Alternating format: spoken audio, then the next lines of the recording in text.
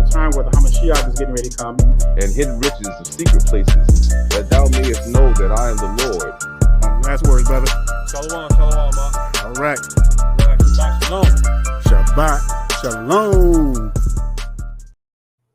All right. Shabbat shalom. Shabbat shalom, Israel. God. Shabbat shalom. Shabbat shalom. Let's get it, Brother D. What's going on? Sir. All right. So I guess like everybody hears us pretty clearly, so they already got the ones in the chat box and everything. So this is what we're talking about, y'all. That's right. Y'all kind of early in the ones for the mic check. Hebrews. Yep. Microphone check 1 2 1 2. And I know y'all see the title: Smash, Lust, and Wickedness: The Untold Truth of Harlots and Whoremongers. Well, we're gonna get down. We're gonna get down with this one, y'all. Let's go. And just show y'all that how crazy things are getting and how wicked, people are getting. And shoot, we're gonna have to get on. Look, yeah, we're gonna have to hold everybody. We're gonna have to hold our people accountable. Our brothers keeper. So we're gonna set a base. We're gonna show you this is not the first time that Israel was cutting up. All right. We're gonna go to Exodus 32, show you what them boys are doing at the bottom of Mount Sinai. When Moshe was gone 40 days and 40 nights, and our people, man, they just started acting up and everything. That's how our people are, man. The time, man, like when we was growing up, the parents went away for a while. Kids started acting up and stuff. Oh man, that's wild. That's how Israel is. So no sooner, man, they done seen all the 10 plagues, when they were in Egypt, man. And we saw it firsthand and was protected from it. Saw the splitting of the Red Sea and fed what man led at night with a fire that top by day. Come on, man. How you gonna go back on the Most High after seeing all that stuff? Bring it out, huh? Yeah, man, they seen it firsthand, though, man. Here we are, man, thousands of years later, man. We never witnessed anything like that before. Not even close. Yeah, we believe, we know what's going on. And it's crazy too, right? We look back at that whole situation. Man, we got to be the people, man, because even after the Most High did those, rain down the 10 plagues, parted the Red Sea and did all that, right? They were still having problems believing. They were still struggling with believing, begging, saying that we wanted to go back by the flesh pots that they had in Egypt, man. They wanted to be slaves. They like, it seems like our people like captivity. We like being under the next man's rule and not owning our own. Yep. We're gonna show y'all what Israel was like back then, and then we're gonna show you now, because it's even worse now. And y'all know the deal. We've seen a lot of our videos already, and how the enemy, man, it's like our people, we are so easily duped, man. Like we just let anybody overcome us, man, and we follow after their order and everything, man. And that's why, man, that is why the heathens were so successfully in using the women and weaponizing the women against their black men. Still to this day, they still doing it. And so and here's the argument, because nobody can debunk this. Now, I'll challenge anybody, any sister out there that want to come on and try to challenge us and try to prove that the government does not incentivize black women, a woman period, especially black women against a black man. The world system, everything is for them, because it's an agenda. It's an agenda so that they can tear down the Israelite man. That's the whole purpose, because they know that's where the power is. And what's crazy, right? They even add to that. I look out today and I see, all these dating coaches, gurus, and all these other folks, and a lot of people in our community. Now they're trying to convince the brothers, right, not to get married, right? And the reason why they're doing that is that these days, right, it's just not the same as it was even as little back as the 70s, the 80s, even the 60s, right? We got it's just a whole different game nowadays. You know, just dealing with this topic, right? Lust, smash, and wickedness, the untold truth, the harlots and whoremongers, right? That's just the society that we live in today. It's just absolute wickedness, lasciviousness, and just, you know, just straight debauchery all around the board. Yep. I don't know. Crazy, Every time I just think about it, I'm just like, man, how do we get so quick to this, right? We went from virgins. I mean, like just not so long ago, right? Even when we were, getting our beats, even when we was getting our backs beat in by the heathen, the women were virgins. You know, unless a situation happened when, you know, they was on the plantation. But other than that, man, most of the sisters was virgins, and they had their husbands and so forth and so on, right? We weren't about this, low value mentality that we have now in the community. Man, it's like so low value, man. Like when you compare our people, right then, like brother was saying, you know, every woman was groomed to be a virgin, and every brother was groomed to be righteous and keep the law.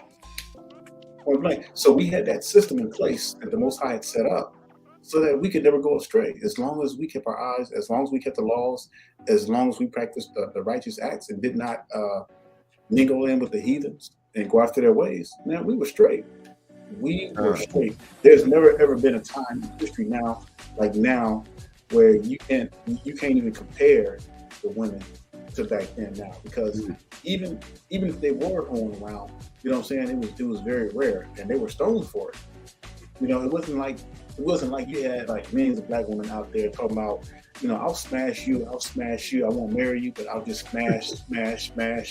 You know, where is all this foolishness coming from? Because it's getting worse and worse now. And it's like relationships, well, I'm not gonna say relationships because there ain't no such, you know, I'm talking about when a man and a woman gets married and everything, you know, there's certain protocols. There you go. You know? And so there's things that are set up specifically for the married Israelite man and the woman. It was never ever supposed to be, hey, I'm a boss bee, you know, I'm a hoe, I'm gonna go twerk on every street corner I can twerk on and everything, and make niggas like me and everything. And that's the fad now. That's just the lust and the lasciviousness that's going on and everything, and that's what's set up. I know. I don't know if it was you, Sister Tina, that said, but I know it was a couple of weeks ago. I think you made a statement saying that, you know, our women are conditioned from birth, you know, to be like this, and that's so true, because man, I've never seen anything like this, man. And media also has a big impact on our people. Everything, the music, the media, all that stuff, man. So, all right, so let's go ahead and go to Exodus 32, because we want to show you this, and then we want to talk about the current day people and everything. All right, so let's go with verse 1. And I don't see your scriptures on this side. I don't think you got your scriptures on this side. Yeah, let me put it like on. Yeah, just real quick. Thanks, appreciate it. I had it turned off. There we go. All right, Israel. So you might have to shrink it down too. Look like you might have to shrink it down a little bit. The way to fit. I'll do that later. All right, can you see it though? Yeah, I can see it. I can't read all of it, but I can see it. Oh, here it is. What about now? I can see it, but still, like the end, you see where it says came down out of the mount. At the very end, the T is cut off, and I'm not sure if the Hebrews can. Well, you know what? If they had their scriptures, they should be following along anyway. Go ahead. Yeah. Let's rock and roll. So, all right, Exodus 32, and start with verse 1. I'm not going to read the whole chapter. We'll skip down to some of the brothers. Come in, man, whenever you want. All right. It says, and when the people saw that Moshe delayed to come down out of the mount, the people gathered themselves together unto Aaron and unto him. Up, make us Elohim or gods, which shall go before us. As for this Moshe, the man that brought us out of the land of Mesrine, Egypt, we know not what is become of him. You know, that's like some niggas, man. I mean, like, y'all know alone that I was going to receive the commandments and everything, and then all of a sudden, like, our people, man, the patience of our people is just, man, on the floor. Like, our people don't have no kind of patience whatsoever. They don't have no kind of, you know, agility to to be like, okay, let's just make some sense out of this. You know, we know that Moshe is talking with the Mashiach and everything. You know, hey, let's just chill. Let's just make sure that we hold the fort here till they get back. No, man. They was already ready to give up on Moses, man. He just gone up there. They was like, man, we don't know what happened to Moses. Go ahead and make us another god. That's some wicked. That's wickedness, man. Oh, that's man. outrageous. And so Aaron, man, Aaron kind of reminds me, man, of these people who've been under pressure and stuff, you know, and they just cave in. Like, come on, Aaron, man, don't let these folks punk you. All right, verse 2, it says, and Aaron said unto them, break off the golden earrings, which are the ears of your women, of your sons, and of your daughters, and bring them unto me. Now, all the stuff that they had, all the spoils, now y'all gotta understand, man, all the gold, now they're at the bottom of the mountain. Man, they probably got tons of gold and all kinds of stuff, man, that they got with them. It's crazy, man. They were supposed to use that stuff for the tabernacle. God, hey, you know what though? And remember now, that's the stuff that they came out of Israel with. The great, the great possessions and all that stuff. That's the stuff that they came out of Israel with, that the Egyptians were giving them. Mm-hmm. Right, all the gold and the parting gifts and all that other stuff that they were getting from the from the Egyptians, right? Mm-hmm. The great substance. Yep. That's it right there. That they were using that kind of stuff to make the doggone false gods, the doggone idols. Yep, exactly. It says, and all the people broke off the golden earrings which were in their ears, and brought them unto Aaron. All right, and so he started doing all this stuff and everything. I'm gonna go down. Unless there's something you want to bring out. No, Con. Okay. Look at verse 8. And it says, they have turned aside out of the way. Man, it says they have turned aside quickly. I like this right quick. That's crazy, y'all. They have turned aside quickly out of the way which I commanded them. They made them a molten calf, and have worshipped it, and have sacrificed thereunto, and said, these are your Elohim, or your gods, O YAHUAH, which have brought you out of the land of... What? Are you serious? How in the world, man? That's how you know, man. Mm-hmm. Niggas has got to be, they got to be the people of the Bible.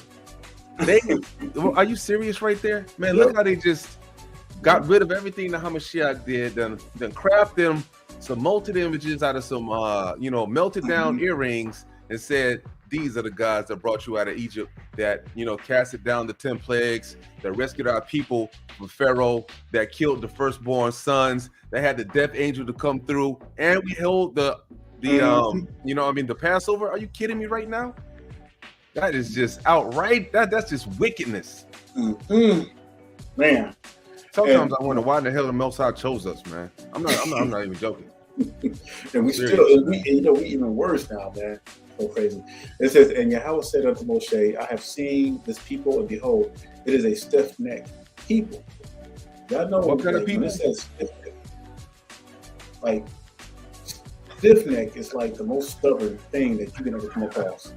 That's like somebody that won't even listen. And then these are the same people who saw all the miracles, all of them, and they were protected. They were fed. I'm like, man, they didn't even have to go hunt for food. Food came to them. It says, now therefore let alone that my wrath may wax hot against them, and that I may consume them, and I will make of you a great nation. See, man, this right here, this is where when the Mashiach was like, man, look. Moshe, I'll take you, man, and make a nation. Oh, man. People, man. I ain't gonna make the Lord mad. I mean, imagine the people that can make the Most High and His Son angry to the point that He just want to start killing us. Open up the ground, get rid of wickedness. I mean, He is really just, out of all the nations, we have gotten the worst spankings. Because Most High only spanks the people that He cares about. That's just like if you had your son and daughter, if you see him at the playground doing something they're supposed to, you're not gonna go over there and beat somebody else's kid. Nah, man, you're gonna only care about what your kid is doing. That's the same thing, the way how Hamashiach and the Most High treats us. Yep. Crazy. Now this part right here is because, like, me, and there's no way, man, I would have the power. I'll probably would be like, yeah, kill him. Yeah, that's exactly why you want. Yeah, man, because you Moses, wow. yeah, that's exactly why he would have was been like chosen. Jonah. You got that Jonah spirit. Man, shoot, man, I've been so pissed. But you know, it got to the point, man, where he did. They drove him to the max. You know, where he struck the rock. So, all right, verse 11 it says, "And Moshe, he saw YAHUAH, it said, y'all, why does your wrath wax hot against your people, which you have brought?" See, now notice how this is how humble Moses is, you know, because Moses, man, knew that all the power belonged to the Most High. So he's giving praises, even in his sorrow. It says, "Which you have brought out of the land of Mizraim, great power and mighty hand." It says, "Wherefore should Mizraim speak and say, for mischief did he bring them out, and to slay them in the mountains, and to consume them from the face of the earth? Turn from your fierce wrath, and repent of this evil against your people." And so, you know, it's like Abraham. I mean, Moshe had to fall on his face. You know, just to plead for his people from being destroyed. And if it wasn't for Moshe, it would have all been destroyed. And guess what? A lot of us wouldn't even be here today. That would have happened. You really think about it. As meek as he was. Because we are the descendants of our forefathers. So just let that sink in a little bit, you know. All right, verse 13. It says, "Remember Abraham and Israel and our servants, to whom you swore by your own self, and said unto them, I will multiply your seed as the stars of heaven, and all this land that I have spoken of, I will give unto your seed." And it's talking about some of our generation now, even after, "and they shall inherit it forever." So that means throughout eternity, you know, during 1,000 years, after 1,000 years, forever, you know, we get our spiritual bodies and everything. So I'm gonna go down here and see what it says when Moshe came down. All right, verse 19, and it says, and it came to pass as soon as he came nigh unto the camp, that he saw the calf and the dancing. Let me say twerking, because you know them hoes were twerking, boy. You know they were twerking like crazy. Dudes out there with their stuff all hung out. And Moshe's anger waxed hot, and he cast the sapphires out of his hands and broke them beneath the mount. This wasn't the first time that Moshe was angry like that. You know, and so and then it goes on to say, and he took the calves which they had made and burned it with fire, and the ground and ground it to powder.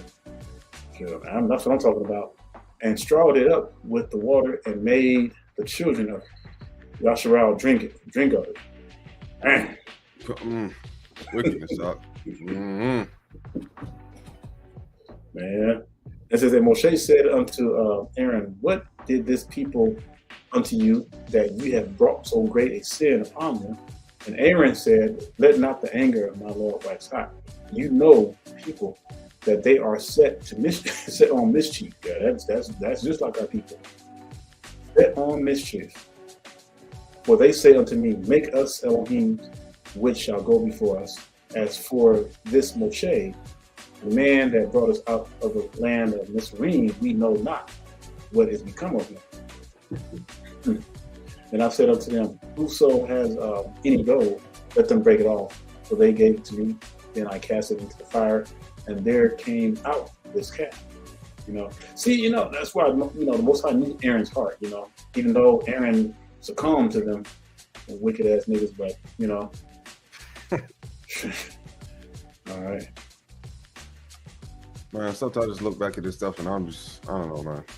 Now check this out. This is the ultimate right here. This is the part where it's about to get crazy. It says, "Then Moshe stood in the gate of the camp and said, Who is on YAHUAH's side? Let him come unto me. And all the sons of Levi gathered themselves together unto him.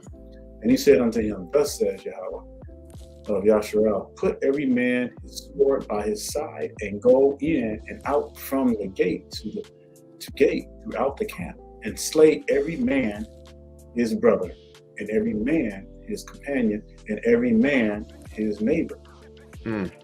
And the children of Levi did according to all the word of Moshe, and there fell of the people that day about 3,000 men. So, like, man, we gotta understand that. Like, we gotta understand that the Most High, right, Hamashiach, when they punish, it's not, you know, they don't just talk to you. You know, I mean, like, you know, he did all the talking he could have when he was talking to Moses about, you know, for those folks to get right. Now look what had to happen. Like, when the Most High really, when change has to happen, folks has got to get killed. I hate to say that, right? Now, But that's just the way he does it, just by violence. That's right. And on that note, you got to understand too what sin is really like. Sin is like a cancer. So when the Most High told Moses to go to the camp and slay his brothers, why do you think they had to do that? Because if they would have not taken action, that cancer would have spread throughout the whole camp, and everybody would have been lost. God. And we wouldn't be here today. And see, that's why our brothers and sisters don't understand why it's so important to live a righteous life with all your heart, mind, and soul and strength. Why? Because wickedness is a cancer. It spreads like wildfire. And that's why when you fast forward today, you have people like, you know, Cardi B and Meg Stallion and these other whores that are rising harlotry to a whole new level. Guess what they're doing? They're causing all these little girls to go astray. God. Wickedness to go astray. Why? Because they think it's cute. They think shaking their asses and stuff like that, twerking and everything is fun, it's cute, and they don't realize that they're spreading wickedness like cancer. And why do you think me and Brother A-Time go so hard to paint on this all the time? Because wickedness is like a cancer. If you don't nip it in the bud, it's going to continue to spread. It's going to continue to spread, and you see what's going on with our people right now. God. Stuff is spreading like wildfire, y'all. Like, just like the. I'll be right back out. All right, Khan, right? The wickedness, it spreads like wildfire, right? And this is like when you really truly look at it, this is why it has to be cut out like a piece of cancer, right? This is why they have to have the lake of fire, why the wicked get punished, why they can never come again, why they must die. Because if you don't kill them off, they will take over the whole, you know what I'm saying? Just like cancer. If you don't cut out that cancer is going to kill you and the body. It's just going to take over. It's going to spread, start infecting the rest of the organs until it takes over, until it kills you and you're dead. That's the exact same way how wickedness is with the body of Christ. Just look how it is today, right? The world is running with no kind of laws, right? No kind of morality, right? All the morality is shot. Everybody is in this low vibration right now that we're going through. So we see exactly how the scriptures predict, without the law, statutes, and commandments, without someone to hold you accountable for the wickedness and to cut out that cancer, look how it's slowly but surely, the whole earth is going into degradation, right? Going into a void of madness, wickedness, backwards. The things that are used to be deemed as righteous and holy are now being deemed as wicked, right? The things that are now wicked, right, they're now being deemed good, things approved, people approve of it, right? It just wasn't so long ago when we was looking and we saw people that were homosexuals or whatnot, that was just straight ostracized in the community. But now if you speak against them, you're the one that's being ostracized. Straight wickedness. It's like let's look at Isaiah 5:20. Perfect example, brother. You just brought it out. It says Isaiah 5:20. It says, "Woe unto them that call evil good, and good evil, that put darkness for light, and light for darkness, that put bitter for sweet, and sweet for bitter. Woe unto them that are wise in their own eyes, and prudent in their own sight." So y'all know what that's saying? Okay, you got now the title, lust, smash, and wickedness, the untold truth, harlots and whoremongers. And the way our people have gotten now is that they're becoming so wise in their own eyes. They think because they have a big following, and they think because they're making a lot of money, their boss be, hey, look, they think that the Most High has done something new. They think all of a sudden he just changed and he's accepted their wickedness. And they're going to continue to do so. We're looking at all this stuff now, like, for example, of this woe unto them that call evil good. Let's take a woman's being a virgin for example. Nobody wants to be a virgin. Nobody wants to be a virgin these days no more. Why? Because it's been quote unquote titled something bad. Oh, well, you must be one of the weirdos. You must be one of the nerds or something if you're a virgin. Or you must, you know what I'm saying? But see, that's the same reason though why we have such a low rate in the marriage right now is because we don't have virgins. Men don't want to uphold the same traditional values that we've always done, even in the scriptures, right? To not get what we're supposed to be getting. Like nobody, you know what I'm saying, nobody wants to let's just and I hate to get a graphic or anything like that, but let's just think about that for a second, right? As a man, right? If you found your number one man, right? The man that you really wanted, right? For your husband, right? Your husband. Do you want your husband knowing that some other dude has beat your guts in? Come on now. We all know what goes down with the act of sex. Everybody knows it, right? I mean, do you really want to know that another man has had you like that to your husband? You know that you don't, right? Yeah. Why do you think? And women, and this is nothing against you, sisters, but why do you think a lot of men don't want to marry no more? Because they feel like why would they want to invest in a marriage and have kids when the woman benefits by breaking the relationship? See, that's the problem we're having here. And then with all this feminism that's going on here in the U.S., like it is and everything. Like, for example, they doing it in the movie Woman King. Black Panther 2 is supposed to be mostly all women now. With the exception of that dude from Atlantis. He's not even. You see what I'm saying? And this is the agenda they're pushing. They're incentivizing, giving rewards, to women to break relationships. And the man has to just, lick his wounds and everything, and do what he got to do. And he can't get his kids. Then he ends up paying the child support. And the reason why it's bad to have a number of partners, not only does it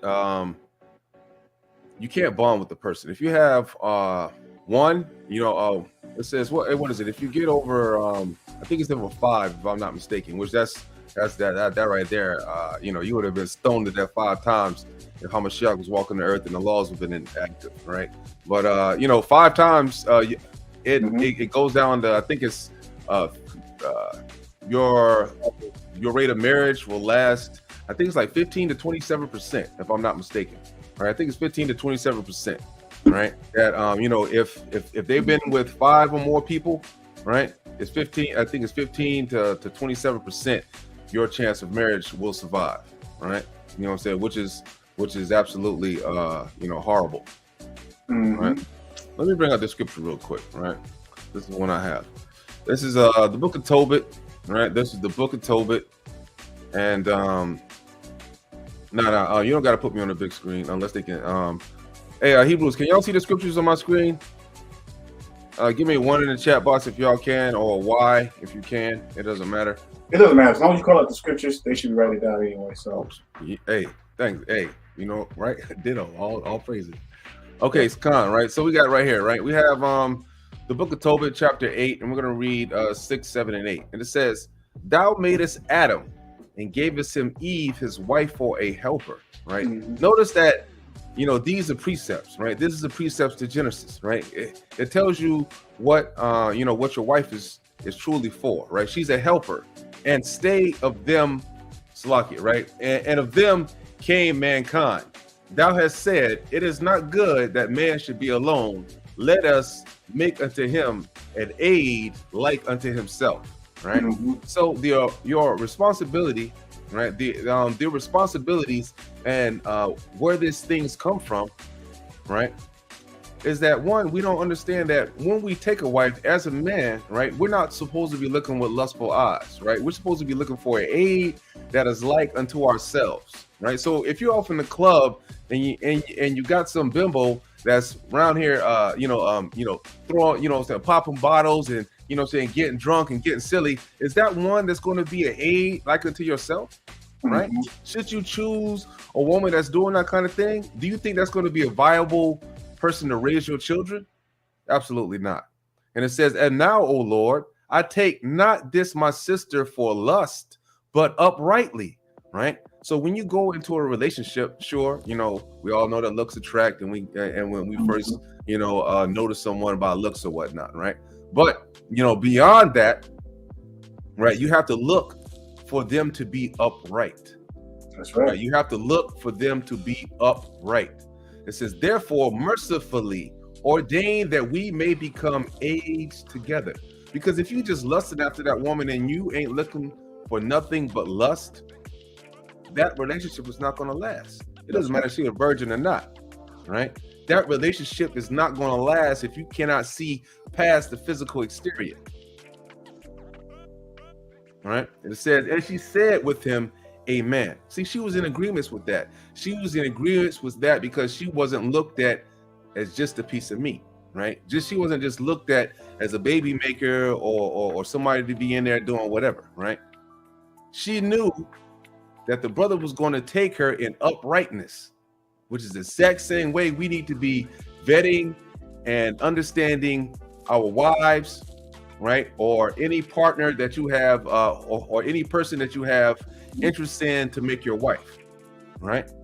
This is what you need to be doing, right? Outside of the exterior, you need to be worrying about the interior.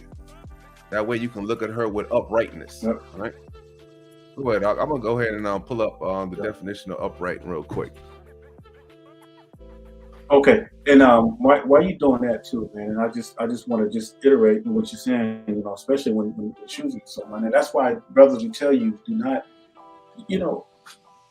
man, we're such in a crazy wickedness state and everything, brothers. We tell you this constantly.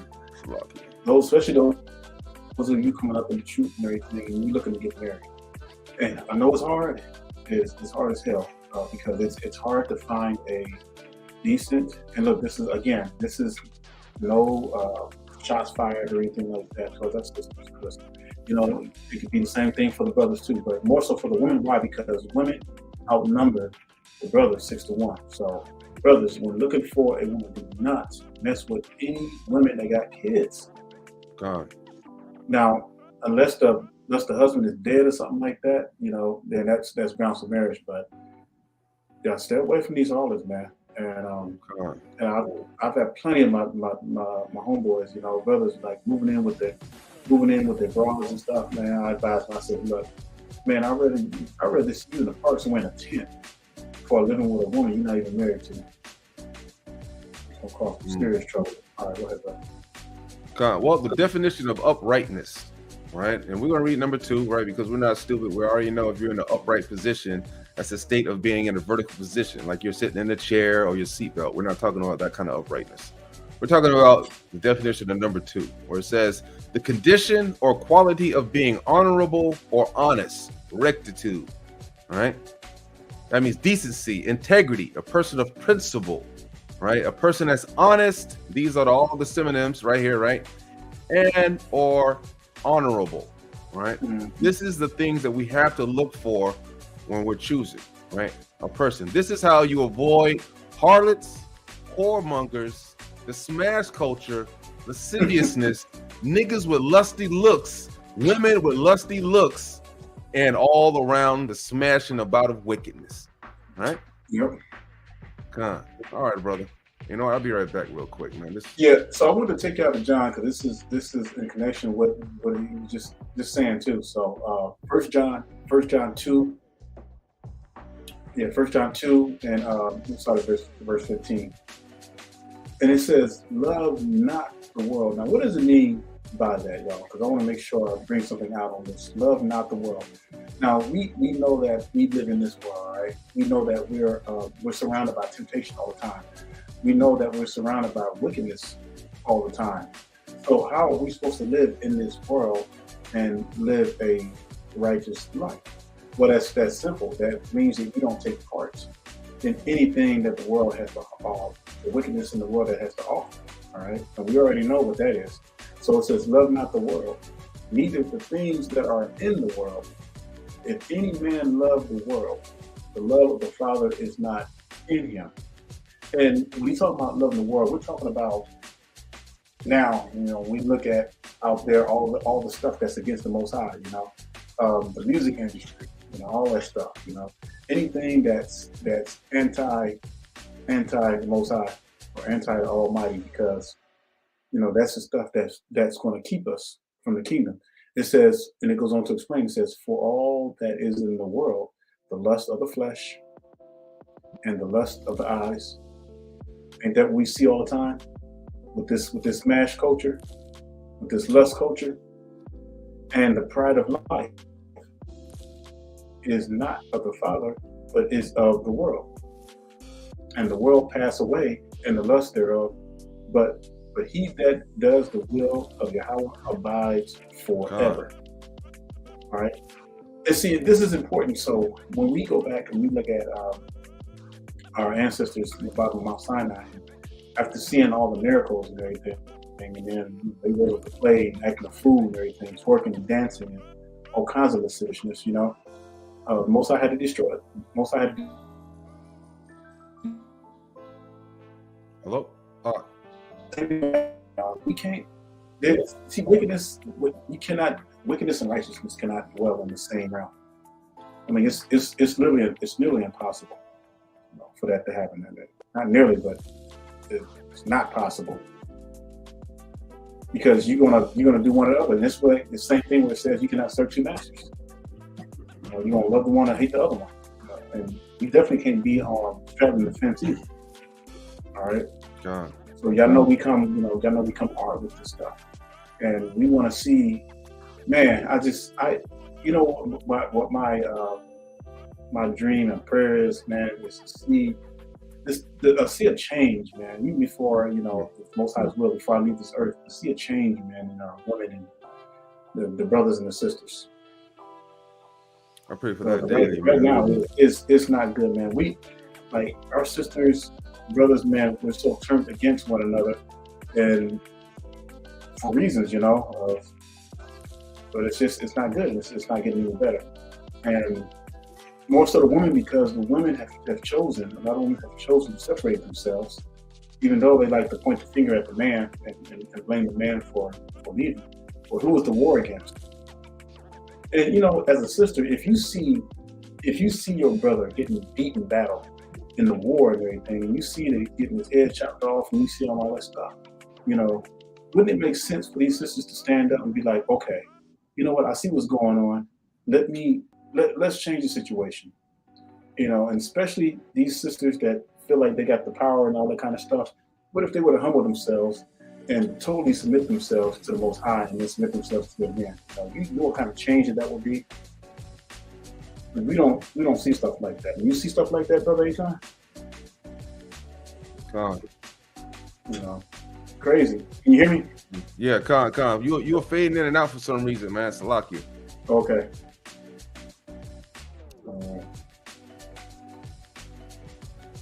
Was I all the way out?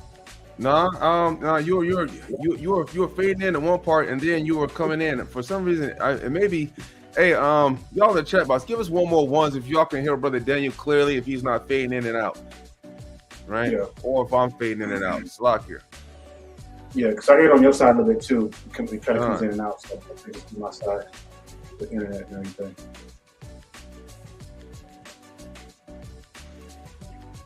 Con. All right, Con. Okay, all praises. Yeah. Wow. Yeah. So basically, I was just saying in a nutshell that if our women acknowledged what was going on, and they saw that our men were being warred against and everything, if they truly saw that the war is against the men, if they charged and submitted to the man's man, that would set a precedence. Con. That would definitely set a precedence. Man. Yeah. I don't know. You know what? Hey, I got a video, right? I got a little video for us real quick, man. A little section I wanted us to look at real quick. Hold on, right? Let me see if I can hey, that's a good point though. I like this, man. It's difficult to lust after a woman flesh if she's see that was the whole point in the very beginning. That's why sisters were brought up. That's a very good point. And I've argued that for years. And and when you see these women in these these strange apparels and dress suits and stuff and all crazy, You know, they just throwing it at you. They just out there throwing it at you. Here it is. Come get it. You know. You know how It's you know you're free. supposed to be covered up, right? You know how you know you're supposed to be covered up and you're not supposed to be all out there in the open, right? Mm-hmm. Is that in the beginning we was butt booty naked, right? In the beginning, Adam and Eve, they was butt booty naked out there. After they ate of the fruit of the knowledge of the good and evil, right? What happened? Most High made them clothes to put on, right? After they ate of the knowledge of good and evil, right? They were running around covering themselves up. Then on top of that, right? The Most High made them clothes. Got a couple of skins, you know what I'm saying? Put it on Eve and put it on Adam. Why do you think that is? Why do you think they had to cover up and have skins on, right? Because of the lust of the flesh now came apparent through the knowledge of stuff that you're not supposed to know about, right? You know what I mean? The Most High wouldn't give you, you know what I'm saying, wouldn't give you skins and make skins for Adam and Eve if they were both still supposed to be running around naked. Mm-hmm. That's just proof positive right there. You're supposed to be covered up. Yeah. And you know, it's just like the animal stuff. Like they have their natural covering and everything. And when Adam and Eve, before they lost their covering, you notice they tried to sew fig leaves. They try to sew. You know, fig leaves are small. They're not.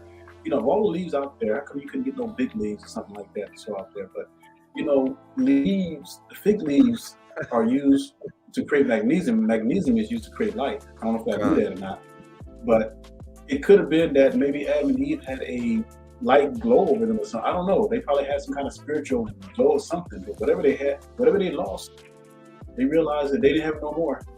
You know what I'm saying? That's just, man, that stuff is right there. Come on, Rock. That's real big.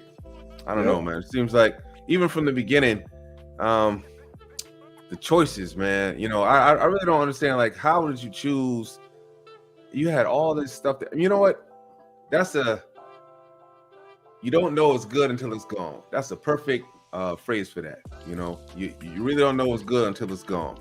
You have all this stuff, all this great stuff. The same thing with our people, right? Living in David's time, right? Keeping the commandments, getting it in, being wealthy beyond anything we could ever imagine. Everybody's eating good. Everybody's fat. You know, we don't have any, you know, just it's going real good until it's not, right? The kingdom split up. Now the Most High ain't messing with us. He done divorced. We done got the northern and southern kingdom. You got more 100% of captivity. That's what we got from here on there. You know, 100% captivity. That's all you're going into, right? We don't know that it's good until it's gone.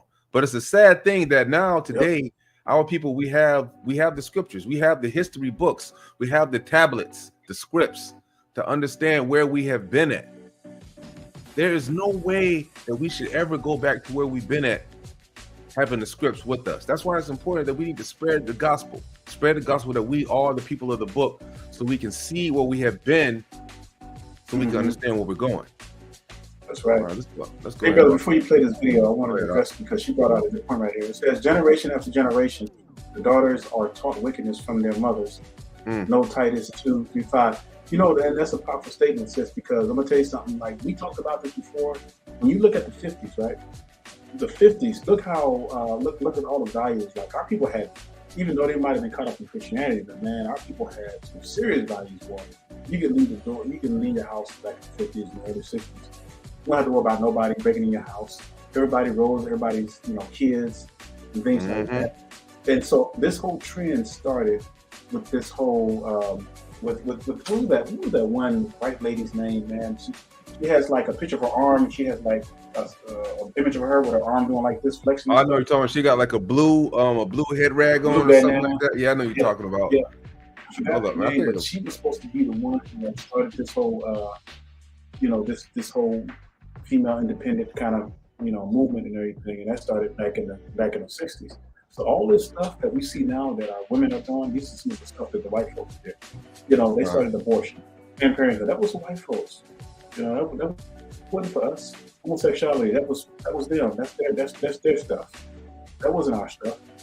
And everything that the heathens that we started doing, the women started doing it and inflamed it. So when welfare came out and they started, you know, building all these private prisons, you know, the first thing was to get the men out the home, put them in the prison. but he can't function. So that way, the man looks like he's a deadbeat. He's no good because he's in prison. You hear all the stats. But why do you hear all the men that's always in prison all the time? Because damn, the war is against the men. You know what's another thing that's crazy too, right? Like as long as we're here and we don't have our own anything, let's say as long as we're here in America, as long as we're in Britain, as long as we're spread apart and we're not all come together like the scriptures say, we're gonna have a hard time. Because no matter where you go at, you cannot uplift your nation. You cannot uplift your nation. You cannot uplift your nationality because it'll be viewed as being racist, right? It'll be viewed as you being a separatist. When you have to realize and understand that there's nothing wrong with that. All the other nations that have their own countries, right? They are all separatists, right? They are all racist. You go to Japan, all the Japanese people are going to look out for their people, and they want to see their people do the best. The problem is, right, which is kind of ingenious when you really think about it. You know, they have ingrained us in America, where we are. You know, you got white folks over here, you got and you got black folks mixed in with them. Now you got all kinds of heathens mixed in with them, just like Babylon, to the point that we have lost sight of what God has said, right, and we have lost sight to our own identity. So now we have picked up the identity of the heathens, right? We celebrate all their holy days, right? We Salaki, they don't have any holy days. We celebrate all their holidays, right? You know, some of the ones that are lost, right? We have all their ideas. Just think about it, right? What does it take for you to copy an idea that is not of your people? Let's say, for example, birthdays. Right, celebrate the birthday, got a birthday cake and all that. Where the hell did they get that from? Right, that's just something that you just picked up, being amongst these heathen. Right, you done bought yourself a birthday cake now, and you've been celebrating it generations upon generations. You done brought that down, generations of wickedness. Right, and then our folks wonder why the Most High is whooping our ass, why we getting shot down the streets, why we're being publicized, why anything we do is so, it's so set upon. It's so it's so viewed and so concentrated upon. Like our people don't understand this, and this right here is really the root of it, right? They want to get us incorporated with them, right? They want to get us incorporated with them because they don't want to see their kingdom come to an end. Let's play this video. Unless you got something else you want to say. No, go ahead, bro. All right, Con. Hold on, let me. All right. But at the same time, these same mothers are also raising their sons to disrespect women and accept it. I mean, we don't want to talk about that part, but men are players, and their mom's gonna stand beside them. Yeah. So at the same time, we give them grace, but the same men that are terrorizing, the younger generation of women are created by their mothers who's cheering them on. Of course. But let's take it back. Let's take it back again, right? Let's take it back again. If that boy would have then had a father to offset what his mother was doing, or to show him and give him an example, like, here's the thing. When a girl is raised by her father and she's a tomboy, are we surprised? I'm a tomboy. We're not that surprised, are we? No. So when a man is raised solely by his mother and he cannot regulate his emotions as a man, and his emotional, you know what I'm saying? Why are we then putting the blame on the mother when really, where did the father go to teach this boy where to be a man, how to be a man? I'm gonna put that a pause, right? I'm gonna answer a question for her, right? You're not going to find a brother out there that's going to leave a submissive sister. If you are a submissive woman, right, there is no arguments in the home, right? If you understand that at the end of the day, that that your husband has the has the last word, you just have to be okay with that. There should be no fighting, no argument, no any of that stuff, right? If we read the scriptures and you could just go down and read, Proverbs 31, it's just said, I should do him good and not evil all his days. Right. So that means that if you are playing your part, you don't have to worry about no man leaving you. You really don't.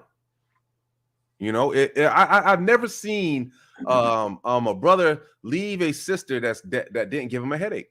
You know, that's what every man wants. He doesn't care about how bad she is or anything like that. He wants a sister that just don't give him a headache and helps him out. That's just the basic stuff. And then you can look at that and you can get the overall gist of that just coming from the scriptures, right? A woman that don't talk you to death, don't give you a headache, right? And it helps you out. That's easy. And a woman who's always combative, that's like the worst thing, because when you get women that got that man spirit on them, and I know where it comes from. It comes from being that independent, not needing a man, you know, being your own, whatever you want to call yourself. And when you get a woman that's combative, that is like the biggest turn off, because it's like you can't get through her for nothing. You know, she won't listen, got her guards up, and she's always trying to debate and argue and be competitive. You know, I don't care. You feel like you might know more scriptures than the brother. You need to be quiet. Let that brother grow. Let him learn from the elders so that he can teach you.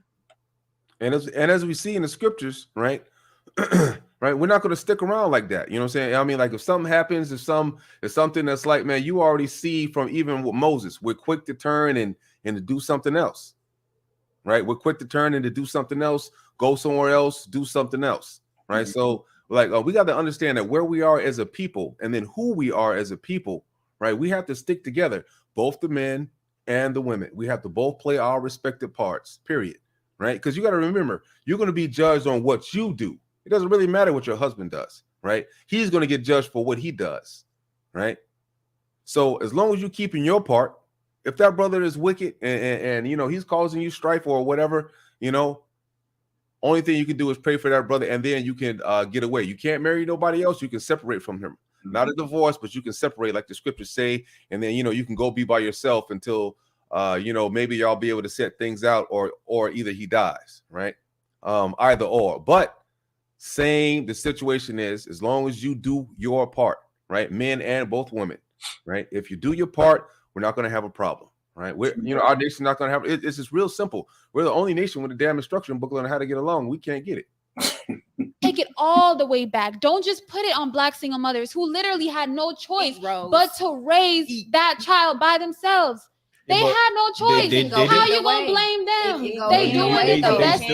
They doing it the best they know how. The person in my life who told me not to share my emotions or express my emotions was a Black woman. Every time I cried, yo, don't cry. Every time I did anything, that was a Black woman. And so I understand that single mother, Black women are doing their best, and I agree. Yeah. And you're saying that we should show them grace, and I also agree. But are y'all showing Black men that same grace when y'all know that they're working hard to not support Black men and young Black boys? They doing all the prison pipeline. Are y'all giving Black men that same grace, or y'all still coming? Oh, y'all supposed to this, that, and the third. Y'all know the obstacles Black men got to face. It's hard, but I feel like we understand. A Black woman cannot teach you how to be a man. What you just said, I totally agree with everything you said, but I feel like, depending on how she was raised as well, because 9 times out of 10, their parents are so stuck in their ways, so that's how they view certain things. So it's just like, depending on what her parents said, in her eyes, a man not supposed to cry. Versus if I have a child, my baby crying, I'm gonna ask him what's wrong, express to me what's going on. But I feel like now our generation, we're trying to break those type of curses, because you can't say your mother didn't try. Hell, that's all she knew. You know what makes it kind of even harder to think about that, because how Eli brought up the government. The government sets it up to the point where they want mothers to be single parents, and at the same time, I would have to say you guys would have to try to build a relationship with the father, because they want you to be single parents. That's the only way you can get it. That's why y'all don't share apartments with your baby fathers, because you want to put them on child support. That's how the government has it. But then I feel like in that same sentence, Black men, because we have all these people going against y'all, especially the Black men that go out and they're terrorizing or do whatever it is, then they got an officer in their face and you want to go back and forth. Sir, this is not the time to be tough. Shut your mouth and get home. So I feel like men have to also learn, you want to be hood, you want to be gangster, you want to talk this, you want to talk that, but you have to learn how to keep yourself out the way too. Because you can't just go out to these streets and do whatever it is that you want to do and just. I got a question, right? You know what I'm saying? Before I continue on, right? Before I let this video play a little bit on to this last segment, right? Just now, I hate to do it, right? But, you know, Bring it up. There's like if you look at the sister, right, and you're a brother, right? Does this sister does she instill hey, go out and do the right thing, brother? You know what I'm saying? That that she's gonna be with a righteous brother, or with the short dress on, with the blonde wicked hair, with the long clackety clack nails, you know what I'm saying, with all the gold around her, you know what I'm saying? That stuff is just absolutely. If a man could look at that and he would choose that for a wife, that man is a fool. That is nothing but problems. That is nothing but 100%, 1000% problems. And so is this other one, And that's just crazy. And that makes a lot of sense, man. Like, we should be at a point in time, especially for the brothers, man. We can look at a woman and tell, okay, that's gonna be a lot of baggage right there. Because man, everything's a telltale sign. You gotta look for the red flags. And our people, man, we're gonna have to be skilled in looking for red flags, because sometimes our brothers are so emasculated that they don't even know how to look for red flags. They're moving with a broad, man, with 3 kids by different daddies and stuff. And one of his kids, he thinks is his. And, when she done had sex with so many doggone men, don't even know the baby is his. Let's just continue listening on, because, like, man, this is the mentality of our people, of our young people these days, and being an old head like myself and brother Daniel, this is sickening and highly aggravating. I got the, sometimes I feel like I just want to snatch these suckers up and give them a spanking. And I'm like, hey man, you got to get right. What the hell is wrong with you? Why is your thinking like this? And you know what? And before you go, now it's like if we were to talk to these sisters and try to tell them, they wouldn't even see what was wrong, even with their appearance. Appearance is everything. And you got the fake wig, got the fake hair, and all that kind of stuff. You sitting there, I'm gonna say it just like this. You sitting there in your seat, especially the one with the blonde hair. Here's my pussy. I'm gonna give it to you. You know what I'm saying? She might not be saying that though, but with her body, she's saying that.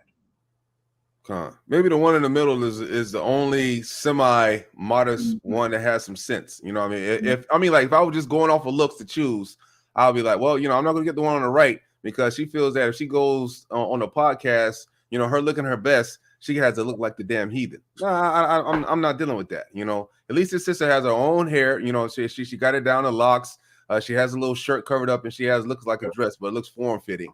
So that's not really too modest. But that's what like our brothers out here these days, our younger brothers, that's what they had to choose from. That's debauchery. Right, here we go. Baby, it's hit. The system is made for you to be touched. A lot of black men feel like they are invincible, I will say. And here's the thing with that, right? We talking about masculinity and femininity. Really, what we're subscribing to is a westernized idea, like, Europeanized idea of what masculinity and femininity is. Okay, I'm from Ethiopia, it's an African country. Those traditional gender roles are not present back home. Yes, women are. That's a damn lie. I'm sorry. I don't know what she's talking about. In Ethiopia, if anything, they definitely play those gender roles. That's a lie from the pit of hell. Submissive to their husbands, but that whole idea of femininity is really, in my opinion, a Western concept. That being said, in the West, the white man rules, correct? And we're living in a white hegemonic patriarchy. So all men, including black men, are striving for white hegemonic male characteristics. That being said, right, white men who have. Well, before this idiot continues on, I don't even know why I'm going to continue playing it. Just you got to remember, right, in the beginning, right, this nation, America, it was built on the Bible. They have a Bible in schools, right? That's where you get this idea of femininity and being submissive. That's where it comes from. It comes from the scriptures, right? That's where it literally comes from, right? People, church and state, right? There was a battle between the church and state because the church was so big, even though they didn't totally understand. Well, who knows? They probably did understand that we was the people, which is why we was getting our backs beat in, and they really didn't want to let us out of captivity, but they had to, right? But you know what? I'm just going to turn this off because I don't want to hear anything else. I'm just aggravated. Just the absolute stupidity. What she's saying shouldn't even be broadcast on this channel. All right, Salakia, Israel. I was just getting annoyed about that. All right, but yeah, but that's just the mind frame of these people. They're just talking out there, out the side of their neck. Don't have any idea what they're saying. Just trying to be in an echo chamber of straight BS. That's what it is. You know, they just want to talk. See, this is what you call this is what you call trying to be wise in your own wisdom. See, and that's a perfect example because our people think because they whatever they got it going on and they're successful, they feel like they can talk and don't even know what the hell they're talking about. Hey, she literally just said that submissive is not the thing, right? If submissive, what does the scripture say, right? What does the Bible say about being submissive? You know what I mean? And I'm not trying to harp on this thing. I mean, it's not something like we're trying to beat people over the head with or anything like that. It's just a simple follow the leader. You know what I'm saying? In everything, you have a player 1 and a player 2, right? You got a player 1, hey, he's choosing all the things. The same thing if you're getting on if you play video games, you're getting on Call of Duty, you're riding with the person who's the party leader. They're making all the decisions, what kind of game you want to play. That's the player 1. It's the same situation. No matter what business you go to, you always have a leader, right? You don't have too many heads make a monster. You don't have. You know what I hate? You know what I hate when I hear women say is that, oh, that was back in the old days. That was back in the 50s. Back in the 50s, you could be submissive. Now they got to work together. That's a bunch of BS. The Most High has not changed since yesterday. Today, he's still the same forevermore. And if a woman doesn't want to be submissive to their man before they get into the marriage, it's because they don't want to follow the natural order of the Most High's laws. They just don't. So guess what? They're going to remain single. They're going to continue to be wise in their own in their own lust and minds and everything, thinking they're doing right. I want to share this scripture, right? It's coming from, I don't think we've read this one before, but it's Psalms 81. Psalms 81, and I'm going to read verse 11 and 12. And it says, but my people scroll up. Can you see it? No, I can't see it. That's why I scrolled up real quick up. Oh, wait a minute. That should be up there. I don't know why it's all the way up, so maybe it just won't touch God. What is that, Psalms 11? Okay, so yeah, just write this down. Psalms 81. Psalms 81. Yeah, go there right quick. Yours might show up. Psalms 81, and let's look at verses. Start with verse 11. All right, there it is, right there. All right. It says, "But my people would not hearken to my voice, and YAHUAH would none of me. So I gave them up unto their own heart's lust, and they walked in their own counsel." That's powerful, y'all, because that's what we're seeing. That's what we're seeing in our people unto this day. And guess what? He sees how our women don't want to be submissive. So you know what? He's gonna let them go their way. He's gonna let them do whatever they. What was that name of that thing, man? That these women are moving in together. There's a word for it. Botanical partners. I know you're talking about. Oh, I know you. Yeah, platonic marriage or some craziness like that. Yeah. See, these are the same women. I know, life partners, platonic life partners. Yeah, platonic life partners. So these are the same women that was coming together. These are the same ones talking about, oh, we don't need no man. We don't need, we don't want to be submissive to no man and everything. But yet here they are teaming up with other women, calling them a platonical life partner and everything. And yet it's the same thing because they're winding around in a circle. So you say you don't need a man, but you need support. God.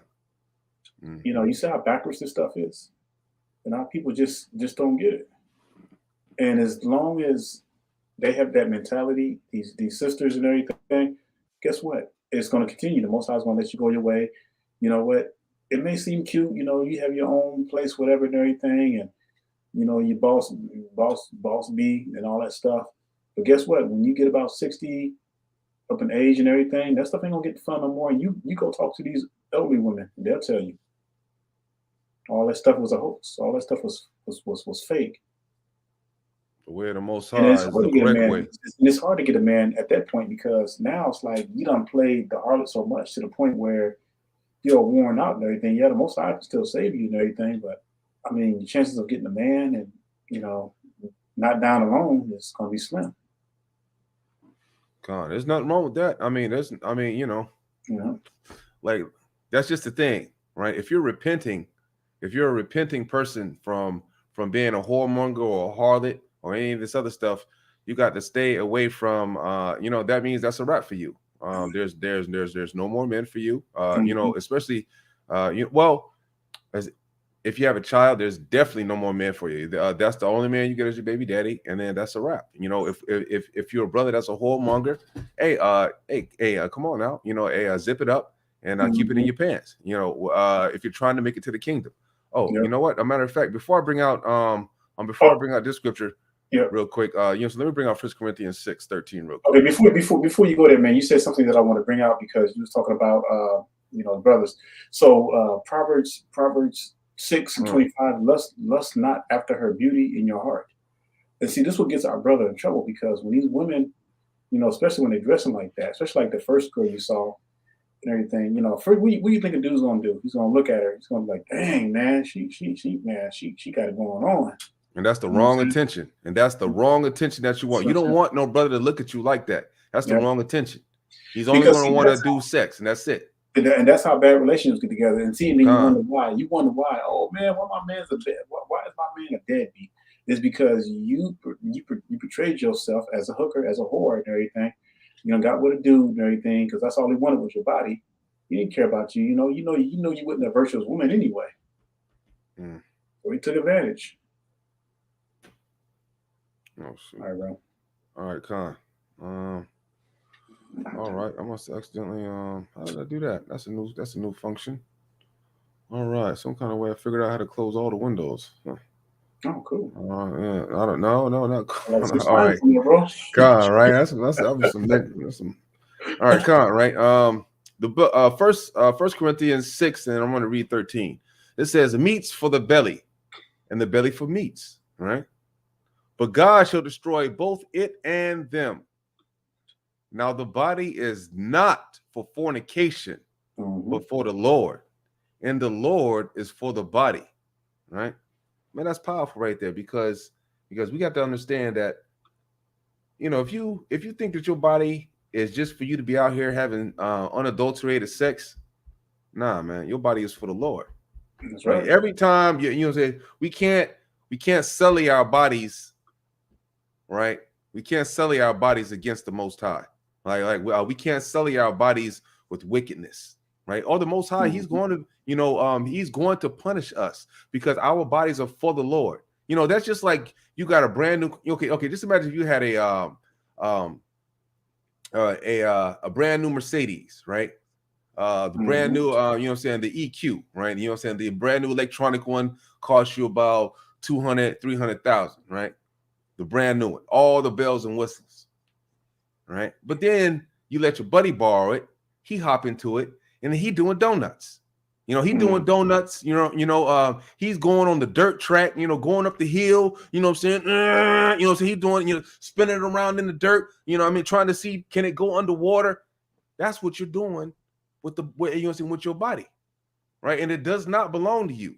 You cannot tell me how you made your eyeball. You cannot tell me anything that you have on your body right now. You can't make another eye. You can't make another leg. You can't make anything. If something right now were to get cut off, you cannot repair it and make another one. Only the Most High can. That ought to be the true humdinger to let you know that body does not belong to you. How you in a body and you don't know how to create your eye?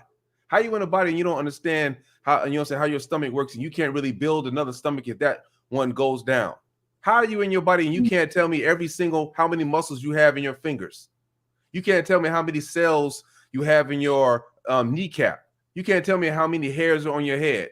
That's because that body don't belong to you. Right. It belongs to the Most High. Any whoremongering, any of you harlots, right? Any of you with a hookup culture you want to smash, and the lust of wickedness, all of that stuff, only thing you're doing, especially, right? Only if you're the child of the Most High, right? If you're a Hebrew and you're doing that stuff, why do you think that the Most High is going to send your ass to the lake of fire? He has to cut out the cancer. The cancer has got to go. The Most High was opening up whole holes in the ground, right? Killing niggas. 77,000 Israelites got struck down because of their wickedness, right? The Most High, He will, man, just think about all the stuff that has gone down amongst our people. Look at the slavery that we've been through, right? 99+ million niggas killed. Because we can't keep the commandments. Because we cannot keep the laws, statutes, and commandments. The Most High is not playing with our people. I don't understand why we think that it's a game. Even from day one, right? Even from when he first brought us out, the Most High was already, I mean, like, we seen him kill all the firstborn. He can just single out who he wanted to get. And we still didn't get it. Now it is 4,000 years later, right, man? We still in the same situation. That's crazy, y'all. And so, and that's why, and that's why things have to bleed out. That's why Most High is going to let things go the way they're going. And guess what? I say this all the time, because if our people want to continue to be wicked, if they want to continue to go against the Most High, well, guess what? He's going to let them go. They're going to die out. And, we're going to keep repeating the same thing until we decide, our people decide to be like, hey, look, enough's enough. They'll start crying out and everything.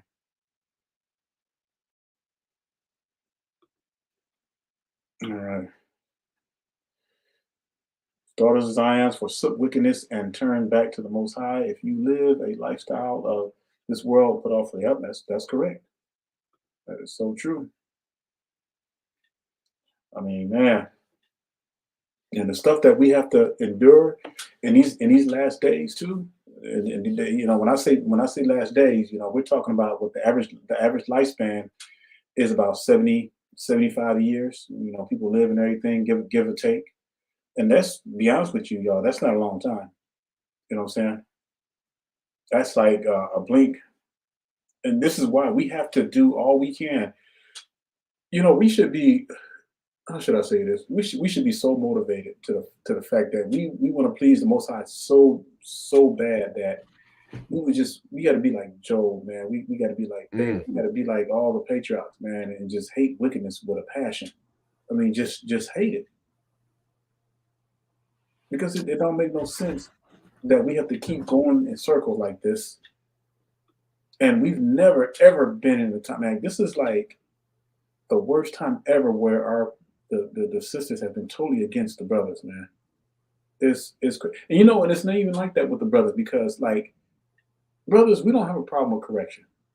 Women do. For some reason, women have a problem with correction. Brothers don't have a problem with correction because, hell, I mean, man, we done been through the ringer. And so we know we need to do to tighten up, but man, these sisters, they just don't want to get it. Read the scripture, right? Psalms 101, we'll read 3 and 4. It says, I will set no wicked thing before mine eyes. I hate the work of them that turn aside, right? That means he cannot stand the ones that turn their backs on the laws, statutes, and commandments. If you turn aside on the law, right? That's you know what I'm saying, man? You're not trying to pay attention, man. You're trying to do something else other than what the man that made you told you to do. Yep. Right? He said, a froward heart shall depart from me. I will not know a wicked person. Let me look up the word froward, because I want to show y'all what that means real quick. All right. All right. All right. Bring it out. Okay. Let me see. Share screen. Bear with me, Israel. Baba Kasha. All right. Here we go. Froward, right? A person difficult to deal with, contrary, right? Somebody that's doing opposite of what the Most High is telling you to do, right? Opposite what the Most High is telling you to do will be, let's say, for example, right? We have this thing nowadays. It seems like we can't appreciate the natural beauty that the Most High has given us, right? For some reason, right, we're chasing to be like another person, right? Somebody else other than what the Most High has given you, right? Right. So what does that mean, right? We have to appreciate that the Most High gave us nappy hair. That's what we got to appreciate. We have to love that person. We don't want to go contrary and be like what it says in Proverbs, right? And then envy the heathen and do what they do, right? We don't want to do that, right? We want to appreciate that we have type C hair that is the top genetics. It curls in order to cool our brain. We have the top genes in the nation. All across the earth, the Israelites, we have the top genetics. We're the fastest, we're the smartest, right? All our, so we got melanin, our hair is curly, like so we cool down the fastest. Everything, we have extra leg muscles, we have everything, right? The Most High made us that way, so we have to appreciate what we have. That doesn't mean that, if your rear end isn't that large, that you go out and have somebody put some fix-a-flat in it, right? What are you doing going out and getting a BBL? Where in the scriptures does it say that I'm supposed to be vain and fulfill my lust, right? And to have some big old rear end that looks like you got stung by a bee, so some wicked niggas can lust after you, and then just to make it worse on you. Tell me where does it say that in the scriptures? Yep. Tell me where does it say that, well, I need to get bigger boobs, right? So niggas can lust after me. Where does it say that in the scriptures? It doesn't. It doesn't see it, and that's the untold truth, y'all. That's the untold truth, because you're not going to see this stuff back in the days when our people were ruling. Where do you get this stuff from? All of it, man. And you can tell they're not listening to the men, right? We're so stuck on our enemies, man, that we can't even see it. That's how mesmerizing it is. It's like a big magnet, man. Like it just pulls our people. The brothers are telling you what, right? You got a few wicked niggas that might like some some fake plastic, right? But that's not the majority. The majority of the brothers out here, they're telling y'all what? We like natural sisters. We like sisters that don't have the long nails. We have sisters that don't have the cum brothers on, right? If you don't know what I'm talking about, those long ass eyelashes, right? That women get, that their original design, right, was to keep semen out of your eyeballs from harlots, prostitutes, and things of that nature. That was the reason why they even came up with those long eyelashes in the first place, right? Stick with the mascara. Hey, that's fine. The little brush that you can just curl up your eyes or whatever you do. Just leave it like that, right? Hey, this that we have to go through, it's not easy. I understand that. Hey, man, we've been mixed amongst the heathen, right? They are advertising to brothers and sisters every single day through social media, through commercials, through the mainstream media, through all of this. It's difficult, right? But at the same time, we need our sisters to listen to the brothers. The brothers telling you that, hey, man, we don't like weaves and wigs. We don't like weaves and wigs. We want our, we want y'all with y'all natural curly hair.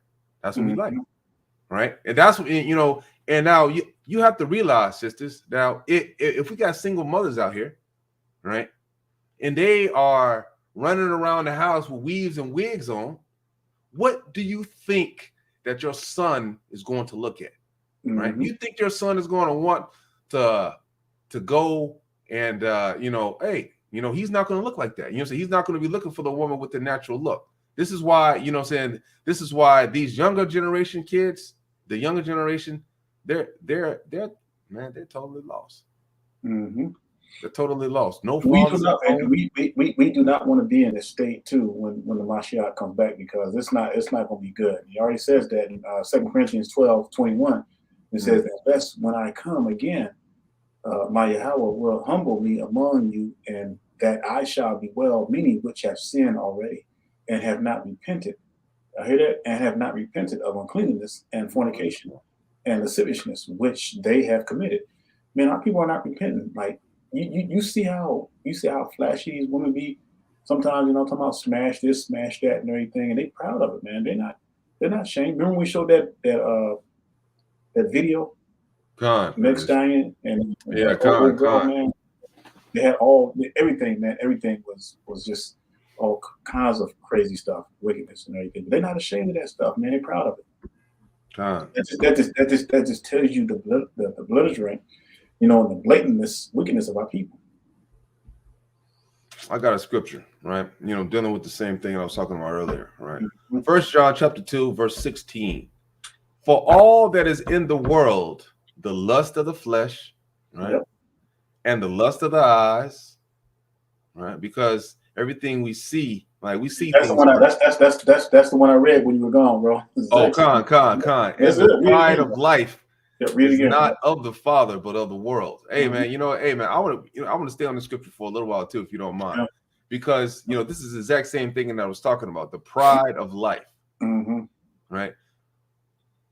What you deem in this world as being prideful is not the same thing what we must do for the Most High, right? The Most High says that the inside is to be beautiful, right? Yeah. We don't want to adorn the outside with all these jewels and makeup and big boy chains, I'm saying, big face rollies and all of this, and on the inside it's black, rotten, wicked as hell, right? We don't want to do that, right? We don't want to do that. But that's the pride of life. So we got to stay away from that pride of life, and we got to have what's on the inside made up of the commandments, right? That's how we have a solid foundation. If you're made up from the ground up, if you're built up from the ground up with the foundation of the commandments, man, you can't fail. There's nothing that you can do to fail, right? Everything else is of the world. And the world is like you're building your house on sand. That's not going to fail you. It's going to fail you every single time. I don't understand, like, why, so what's so big a deal about, doing what's right? What's so hard about that? Man, you sleep better at night, right? You have a better day, right? When you just stay away from wickedness. It's healthy for you. You probably even live longer, right? Huh? Oh, you got anything? Yeah. Go ahead. I want to go to. Can you bring that up for me right quick? 1 Timothy 1:10. Come on, I got you. Yep, 1 Timothy 1:10. Because man, we got to realize Most High is not playing away, and brothers too. You know what I'm saying? And getting you guys too. You gotta, these brothers, man, going around and just popping out, putting their sticks in everybody, man. And not even thinking about the consequences. And that's what's wrong with our people. We don't think, man. We don't think. We don't consider the consequences. We just do what we feel. All right. 1 Timothy 1:10 says, "For whoremongers," correct me if I'm wrong, which means pretty much pimps, for them that defile themselves with mankind, for manstealers, for liars, and for perjured persons, and if there be any other thing that is contrary to sound doctrine. I mean, the scripture warns against this stuff constantly, And I know a lot of people don't believe in the Bible. They think it's a white man's book. They think that it's, granted, they did paint their images unto likeness of themselves, but the scriptures is still our book. We know there's still a lot of books missing and everything. But you cannot turn away from the scriptures, because when you turn away from the scriptures and you ignore all the counsels, then you put yourself in danger and following the heathens. And you know what that's going to lead to. All right. So, we gotta buckle up and hold our people accountable. And we see stuff like this, we got to call it out. And this is why we see certain things, me and Brother A-Town to bring it out, because they got to be dealt with. You know what? We might not be able to reach every single Israelite person in this world across the nation, but if we can at least reach, a small portion, whatever, as many as we can, then that's good enough. That's what's going to have to be. So I don't care if I reach one. I'm just looking to help out one soul. If I can get one soul in, I'm happy. Straight up. I'm just. All praises to the Most High. If I can bring one to the kingdom with me. Yep. And it's just and that's how the room is going to be. It's just like when that sperm is fighting, you have millions of sperms that are fighting, to get to that egg, and only one out of those millions is going to reach the egg. See what I'm saying? Only the strongest are going to survive, and that's the way it's going to be in our time too. Only the strongest is going to survive, y'all. And if our people out there doing wicked, our women out there, they don't want to follow the commandments, and they don't want to submit to their men, and they got this concept in their minds where they don't need no man, and they don't have to submit. Well, hey, the Bible says you need a covering. If you ain't got no covering, then how you think your chances of getting in the kingdom is going to be. Mm. Because remember what the Most High says, you know, in 1 Corinthians 11, it says that man is the head of the woman, as Mashiach is the head of the man. I mean, in the Old Testament, you don't really see sisters by themselves. There's no way around this. The woman was created to be a helpmate to the man. The woman was not created to wander off on her own and be her own person and think like her own person or be equal to the man. That's not what the woman was created for. If you see in the scriptures, even in the Old Testament, that you don't have sisters out there by themselves. They're either in the church, right? Under the you know what I'm saying, under the leadership of the elder, or number two, right? Mm-hmm. They have a husband, right? They're under the leadership of their husband, or number three, they're at home with their father under the leadership of their father. They always have a covering. You know, so they have a covering. They're protected. Those things are, you know, so those three things are there, you know, you're protected. I'm going to read something. Sirach 23, right? 23, 4, 5, and 6. Right. And this is something that we all need to listen to, right? And this is also, you know, this is all of us right here, right? We need to pay attention to this, right? This is going to, you know, prevent a lot of things. It says, "Oh Lord, Father and God of my life, give me not a proud look, but turn away from thy servants always a haughty mind." Right? We don't want to have a haughty mind, a mind that we think that we're above others, a mind that thinks that we're above reproach, a mind that believes that we're above accountability and we refuse to take it.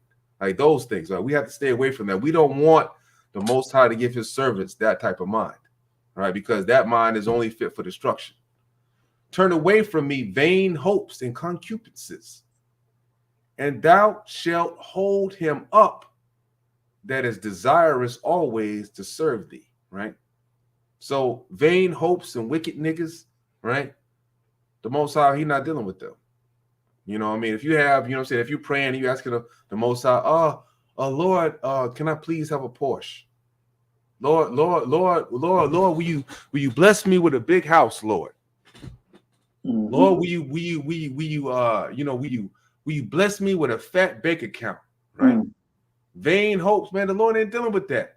Concupiscence, the wicked, the Lord is not dealing with that.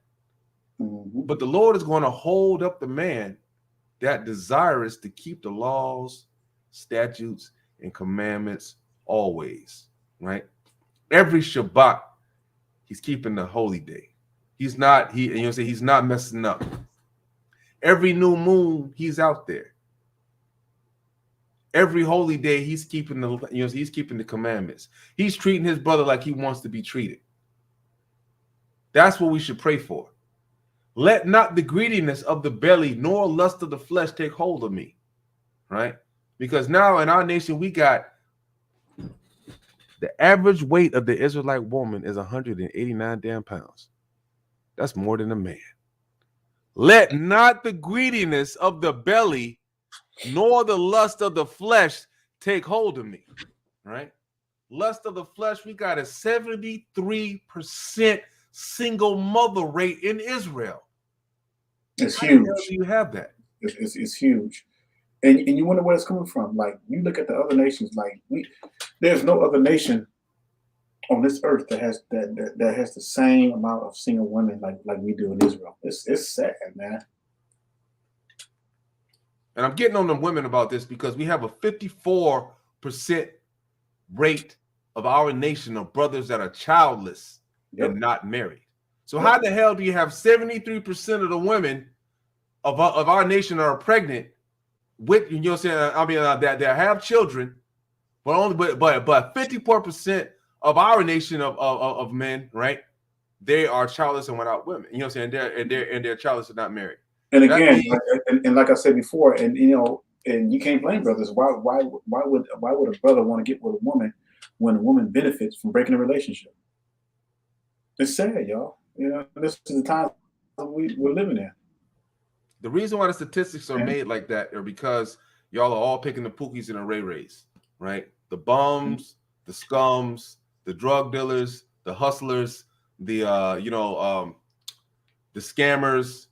you know, the niggas that don't keep the commandments. That's the problem, right? Y'all made the choice, and it's a bad one. And then after you made that choice, y'all want to come and run back to the brothers that keep the commandments, and then complain about nobody's choosing you, right? It says, "Let not the greediness of the belly, nor the lust of the flesh take hold of me." There are entirely too many fat Israelites, period. Yeah, that's true.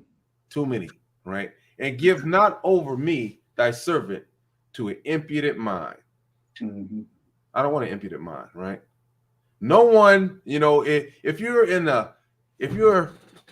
subject to lust, if you're in the smash culture and you down for wickedness, right, and you're a harlot and a whoremonger, you have an impudent mind, right? Matter of fact, let me see, just so you can understand.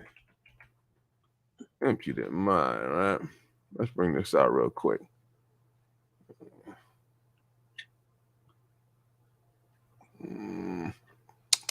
Hey, and if y'all got questions, start generating your questions and everything, so that we can answer them later on too. Got something in the lesson, and we really want y'all to bring whatever. I mean, serious. Don't like if you know there's something you want to bring out. If you got some kind of question, you know, make sure you bring it out so that we can get to it. Right? It says impudent, right? Not showing due respect for another person, right? Impertinent even, right? So what are the two main commandments that the Most High, that the Most High sent his son and he magnified on, right? What are the two commandments that the Most High he magnified on in the scriptures, right? He said, "Thou shalt not have no other gods before me, and love your brother as you love yourself."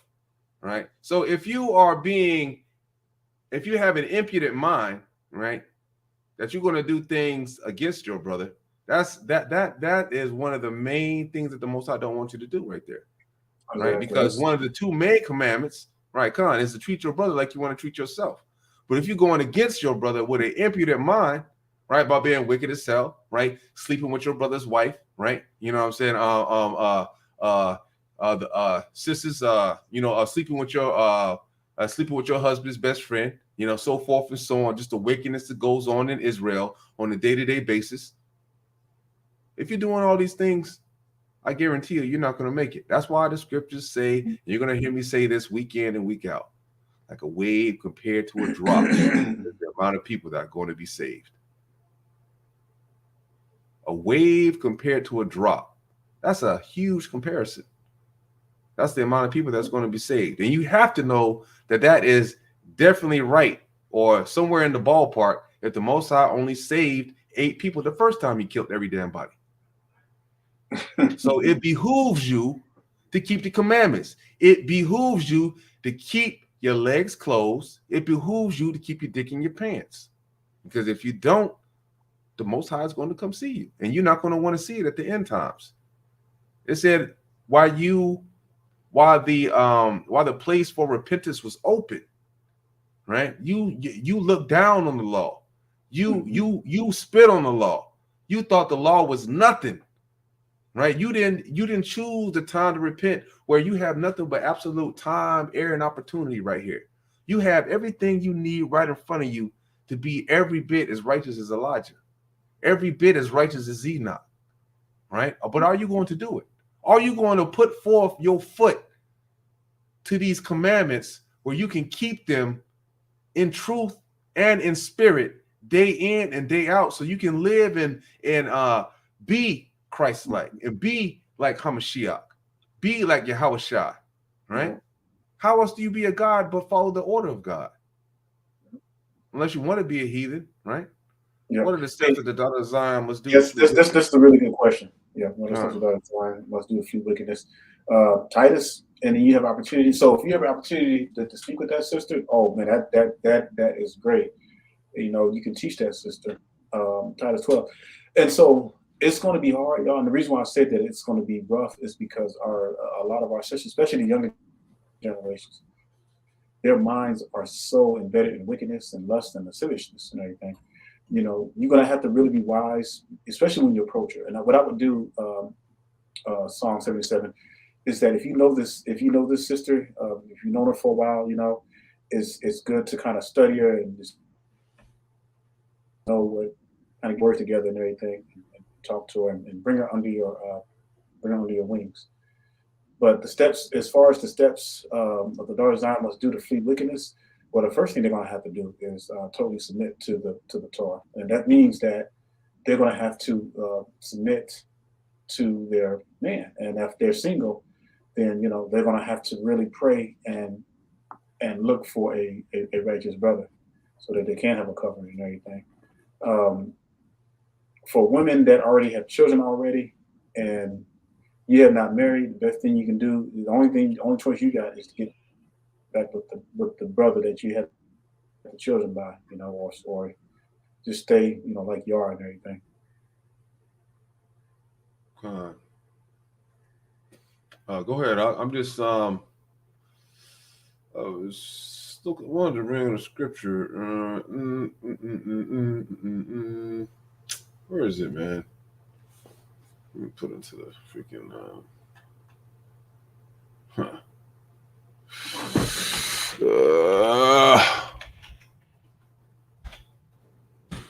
Can you hear me out? Yeah, Con, I can hear you. Can you hear me? Yo. Yeah, I think my internet went a little bit. All right, Con. Yeah. Yeah, I don't know what was last said, but I think my internet went out for a little bit. I was like a ghost for like almost a minute. Let me see. All right, Jubilee. Hey, this is another thing, Israel, too, right? Whenever you want to search something, right? If you remember like a key word in it, because sometimes that's how I memorize scriptures myself, is I always remember like what the scripture says, you know what I mean? Like mentally. Like because just remembering Genesis chapter 30 and 31, but then you don't remember what the scripture says, you can't really apply that to your life, right? But so I would rather tell you to memorize the scripture first and then memorize where it's set, right? So that way that even if you memorize the scripture, you can remember key words and such, what I'm saying, like throughout the scripture and what it actually says, and then go forth and look it up, right? All right, because I have one.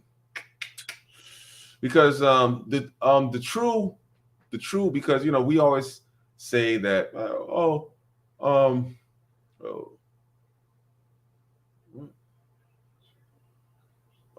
Slakia. Slakia, right? So we always say that we wonder whose fault it is, right? It's always, well, it's the man's fault. No, it's the woman's fault. It's the man's fault. It's the woman's fault. Well, truthfully, it's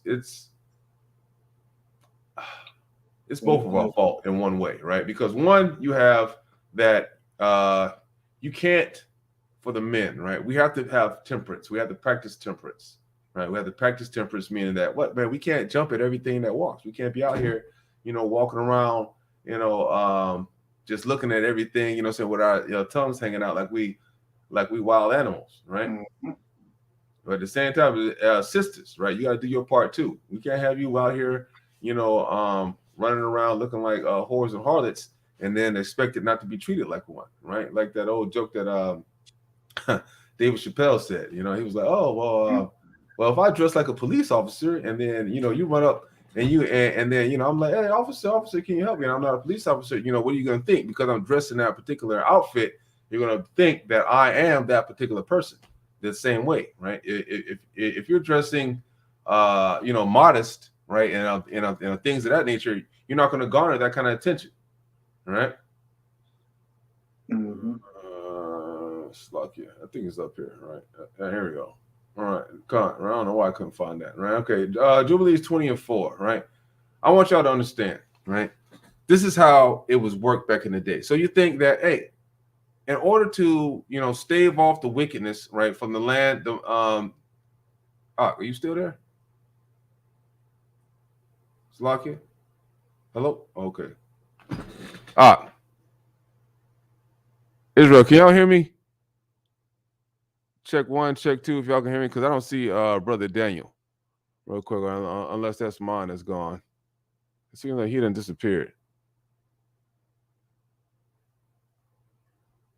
Check 1 if you can hear me in the chat. Okay, Con. All right. So that's Brother Daniel. That's on pause. Oh, Khan, yeah, okay, he's gone. All right, it's just me. All right, Khan, all praises. All right, the brother Daniel will be back in a minute. All right, so said this will tell you right here, without a shadow of a doubt, right? Who has the burden of performance, right? Which gender has the burden of performance? If any woman or maid commit fornication amongst you, burn her with fire, and let them not commit fornication with her after their eyes and after their heart. Right? So what does that mean? What does that mean right there? That means that, just like you hear on these ridiculous podcasts with these with these halfway idiots out here, right? This is one thing that they're correct about, right? It is imperative that as a woman, you must keep your legs closed. You are the one, right, that is in control of the sex part. Hey, brothers ain't out here just raping women or things of that nature, right? You control access to sex. This is why Jubilees 20:4 reads like that, right? It says, if any woman or maid commit fornication amongst you, burn her with fire, and let them not commit fornication with her after their eyes and after their heart. Right? For you brothers, and let them not take to themselves wives from the daughters of Canaan, and the seed of Canaan will be rooted out the land. That's the same thing. That means that if you niggas out here like Kanye, you know what he did? He took him a wife not of Canaan, but another heathen nation. The Most High don't want him to do that. You know what I'm saying? You know what's going to happen to him? His children are going to be rooted out the land. They're not coming in. Ain't no mixed mamzer children that's coming in the kingdom. That's we already know that's going down in the scriptures. This is why it's important, sisters. And you know what? And the reason why and the reason why that's such a hard pill to swallow for a lot of our people is because we live in this day and age where everything is accepted. Everybody is accepted, and so it's hard to even imagine our people, getting with these heathens, having children, and then their children, it's not going to make it in. It was the same thing with Ezra. Okay, look what happened. Ezra had to tell those people. They says, yeah, you got to get rid of your bastard kids. You got to get rid of them mamzers. Can you imagine these kids? Can you imagine these kids growing up now? These men raise these children up into their teens and everything. Now you talking about they got to get rid of them? Man, that's harsh. That's harsh because it's not harsh, but it's just what the Most High demands, But we're living in this time and age, and we just don't see it because we think that the Most High has changed his ways. The Most High don't change, and that's why it's going to feel so harsh when we go into the wilderness because it's going to be the biggest culture shock that we've ever had. Well, we're going to see some stuff that we've never seen before because we're so used to being wicked. We're so used to being wicked, disobedient. What do you mean? I gotta get rid of my children and the woman that I'm married? Hey, keep it real and get used to it because Most High is gonna lay down the rod of iron. So yeah, brother is right, and I just wanted to throw that out there because I get so many emails on mamzers. Everybody want to save the mamzers and. Look what the scripture says. I didn't write the scriptures. Eitan didn't write the scriptures. God. The Most High demanded that from the very beginning. So, this is a good question. Now, it says, Ox, any idea why we respect the heathen more while in relationships? Brothers and sisters be grinning way too hard when they be with the Brad or Becky. God, right? But, right, one thing I want you to notice, and it is what it is. The Beckys are submissive. That's just what it is. You really don't find too many of these Beckys out here. Any of them brothers that you see them with a Becky, they don't give them a hard time. You know what I'm saying? They let the brother just run off and do whatever pretty much you want. And like I said, that's why, right? And as far as the sisters, you don't see any of these sisters with these brads. They don't be acting like that. They act way different when they with the white man than they do with a brother. You will notice that, off top, they act way different. They don't, they don't be acting out there. They don't try that foolishness, right? The curses are not on those people. The curses are on us. Yeah, and the other side on that too, brother, to get the other perspective as far as why we respect the heathens more in relationships with heathens. And you got to understand too, it's a lot of it is self-hatred, and a lot of that stems from our conditions, because especially during slavery, when our the slave masters emasculated the men and raped the women and everything, and then they would buck break the man in front of their whole family. The woman lost respect, and it was hard for a woman to get respect, but they did that on purpose, and that was the whole purpose. So that same thing is being done today in so many practices. Like, you look at the emasculation piece of the brothers, right? Brothers putting our brothers in prisons, building these prisons specifically for our brothers, putting them out to homes and stuff. So it's like our enemies have got to our brothers to a point where they're so like almost literally dimly on their backs, at the bottom, where the black women look at them, it's like, oh, I don't want no broke man, this and that and everything, and like Brother Acham was saying, this is where this comes in at, where the white folks that they get with, they don't treat them like that. I guess they feel like Becky understands and whatever, but it's still no excuse to get with outside nations though. So because we're commanded not to. If you're an Israelite, we are commanded not to mingle our seed, but for the big part, it's a lot of it's just self-hatred, that's on both sides, the women and the brothers. Coonism.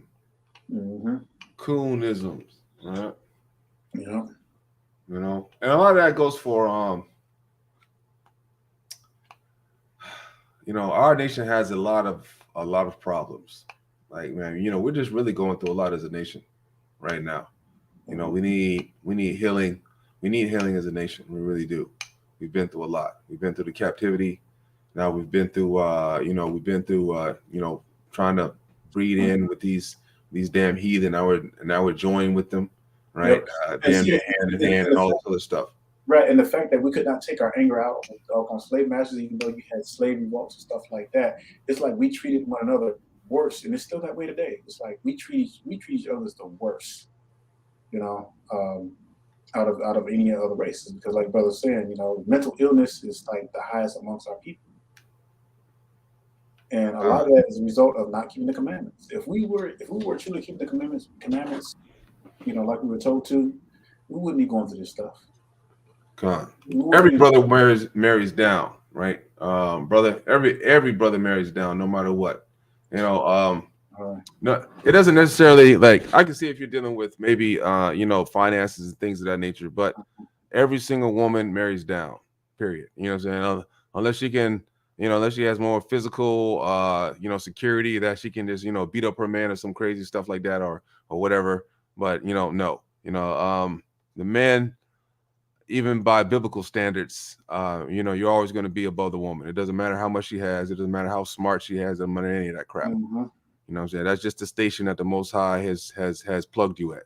All right. So men, doesn't matter if he's a broke, whatever. He's always marrying down. That's just what it is. And that's not a bad thing. It's not looked to be a bad thing, right? We each have our respective positions that we have to play in the way that the Most High has deemed it necessary. You just can't get mad at it. It is what it is. So like, brothers, don't ever sell yourself short to think that if some woman is, he's got his master's degree from the damn master, right? All of a sudden they're saying that she's smart, or saying that she's smarter than you, or any of that, or she might be more intelligent than you in certain ways. That doesn't mean that you're not wise enough to direct that intelligence in a way that could benefit you, right? Because you are the leader. You have to recognize what you are in the position that the Most High put you in. And I said, as soon as you start, doubting yourself and you're thinking that there's a way for you to marry up on a woman, then, hey, man, then you lost the battle, right? You've gone against the commandments. You've gone contrary to the word of God. Yep. And again, and that's why, the end result of Torah breaking always leads to destruction. Always. No matter how you twist it, no matter what generation it is, Torah breaking, always the end result of Torah breaking is destruction. Self-destruction of our people. And all these captivities we've been through, that should set precedents, amongst us. But yeah, here we are again doing the same old stuff, and it's even worse this time. It's inflamed, and I noticed that like this culture that we're living in is like, I mean, I've never seen lust. I've never seen lust that's in such high level. Okay. Salakia. Okay, I got a better understanding of what you're talking about. He said it's talking about our brothers marrying those heathens. Yeah. You're right. They always marry some. It's weird. Yeah, you're right. But it seems like they always marry the best of our people, though, for some reason. Yeah. These damn heathens, man. They always it's sad. I know why the brothers are doing it. Again, it's just because a lot of it is twofold. A lot of it is self-hatred, and a lot of it is just like a lot of brothers are just fed up with the BS. They don't want to have to come home and get scolded and complain all the time and henpecked and all that kind of stuff. But still, we got a problem in the nation. We need healing. Yeah. We need a reset. We need the Most High to kill some niggas so we can get right. Brother coming home, man, after getting scolded by his boss, man, and he couldn't get no raise or nothing, man. He bring his lunchbox in the house, man. As soon as he step in the door, man, he getting fired on. You didn't take out the trash today. What's wrong with you? No, we don't get one woman out. That's not. This is not biblical, right? Let's go to Matthew 25. Just to get the New Testament, all right? Just for those, because I could go to Old Testament. We can prove all day. Israel started with Jacob and 4 wives, right? Unless you serve in the office as a bishop or something like that, man of one wife, but all through the scriptures, our forefathers they had concubines. All right. Matthew 25, right? This is real easy, right? So you can show this to anyone that doesn't believe any sisters telling you that you can't get more than one wife. Now, I'm not saying that it's expedient for you to do that, unless you can afford it. If you can afford it, you feel that you can afford it and you can deal with that type of situation, and it'll be helpful in whatever venture you got going on, and that's why, sure, right? But I wouldn't advise it this day and time. But just to show you, right? Can you imagine? Can you imagine having seven women, man? They all complaining and stuff. I ain't dealing with that crap. Driving you crazy. Deal with one. Hell no. All right. It says, then shall the kingdom of heaven be likened unto 10 virgins, which took their lamps and went forth to meet the bridegroom. Right. That right there in the New Testament is telling you that what? This man is about to get married to 10 women. That's off the top. You can already see, what's going on in the scriptures. It tells you that parable is telling you that off the top in the New Testament, coming from the mouth of Hamashiach himself, that he's down with polygamy. He's giving you an example that he got one man, right? The bridegroom, he's about to marry 10 virgins. Now, if you read on down, you'll see that he married 5, right? At the end, only 5 came. For the kingdom of heaven, like a man, Salakia, right? It says, let me see. Where the 5 at? Terry, but the wise, okay, wise, blah, blah, blah.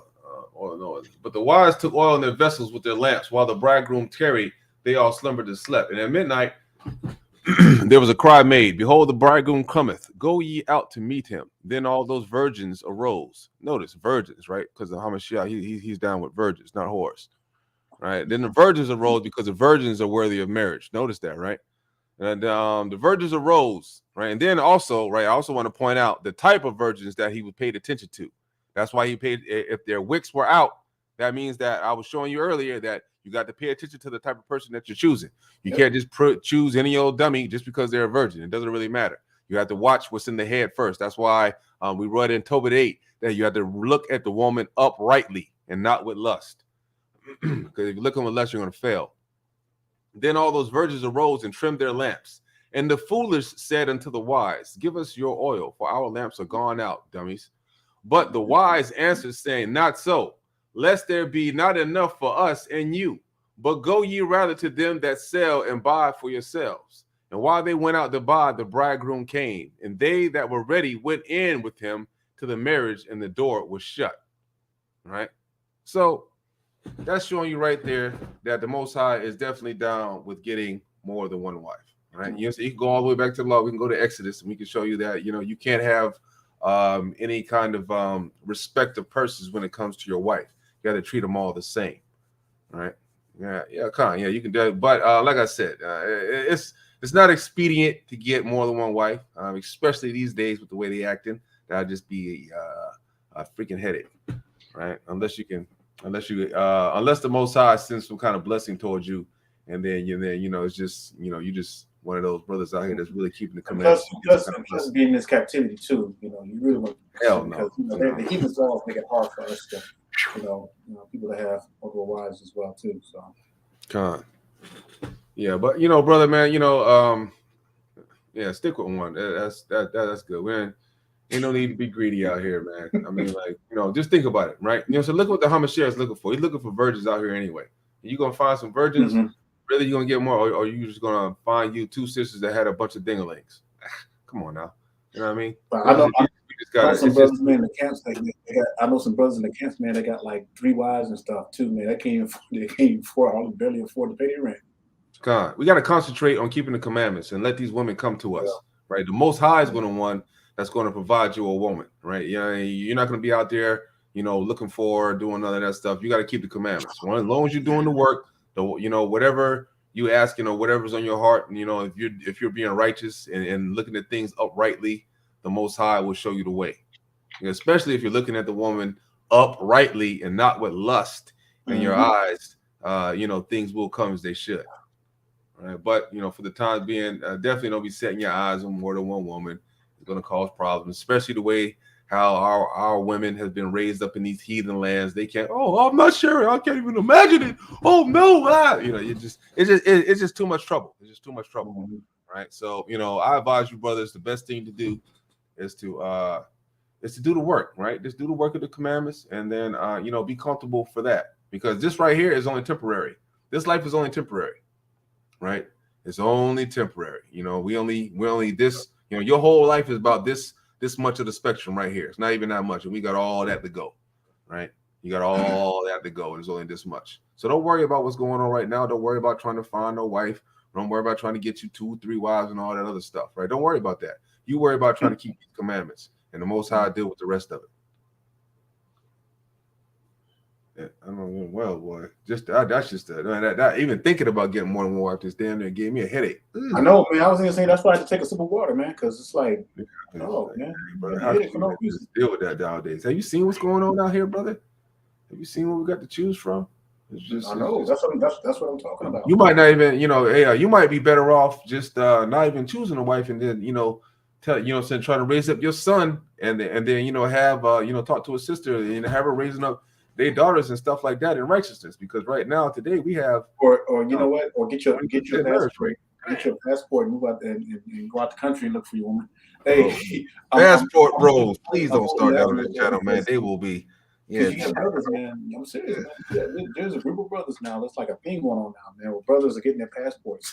They get the hell out of Dodge, man, going to find them a woman in other countries. Damn shame, man. And it's funny because the black women are complaining now. They're like, we don't care about you going, but yet they care enough to make a video about it, though. Imagine if the Hamashiach came back right now. How much folks would be dead?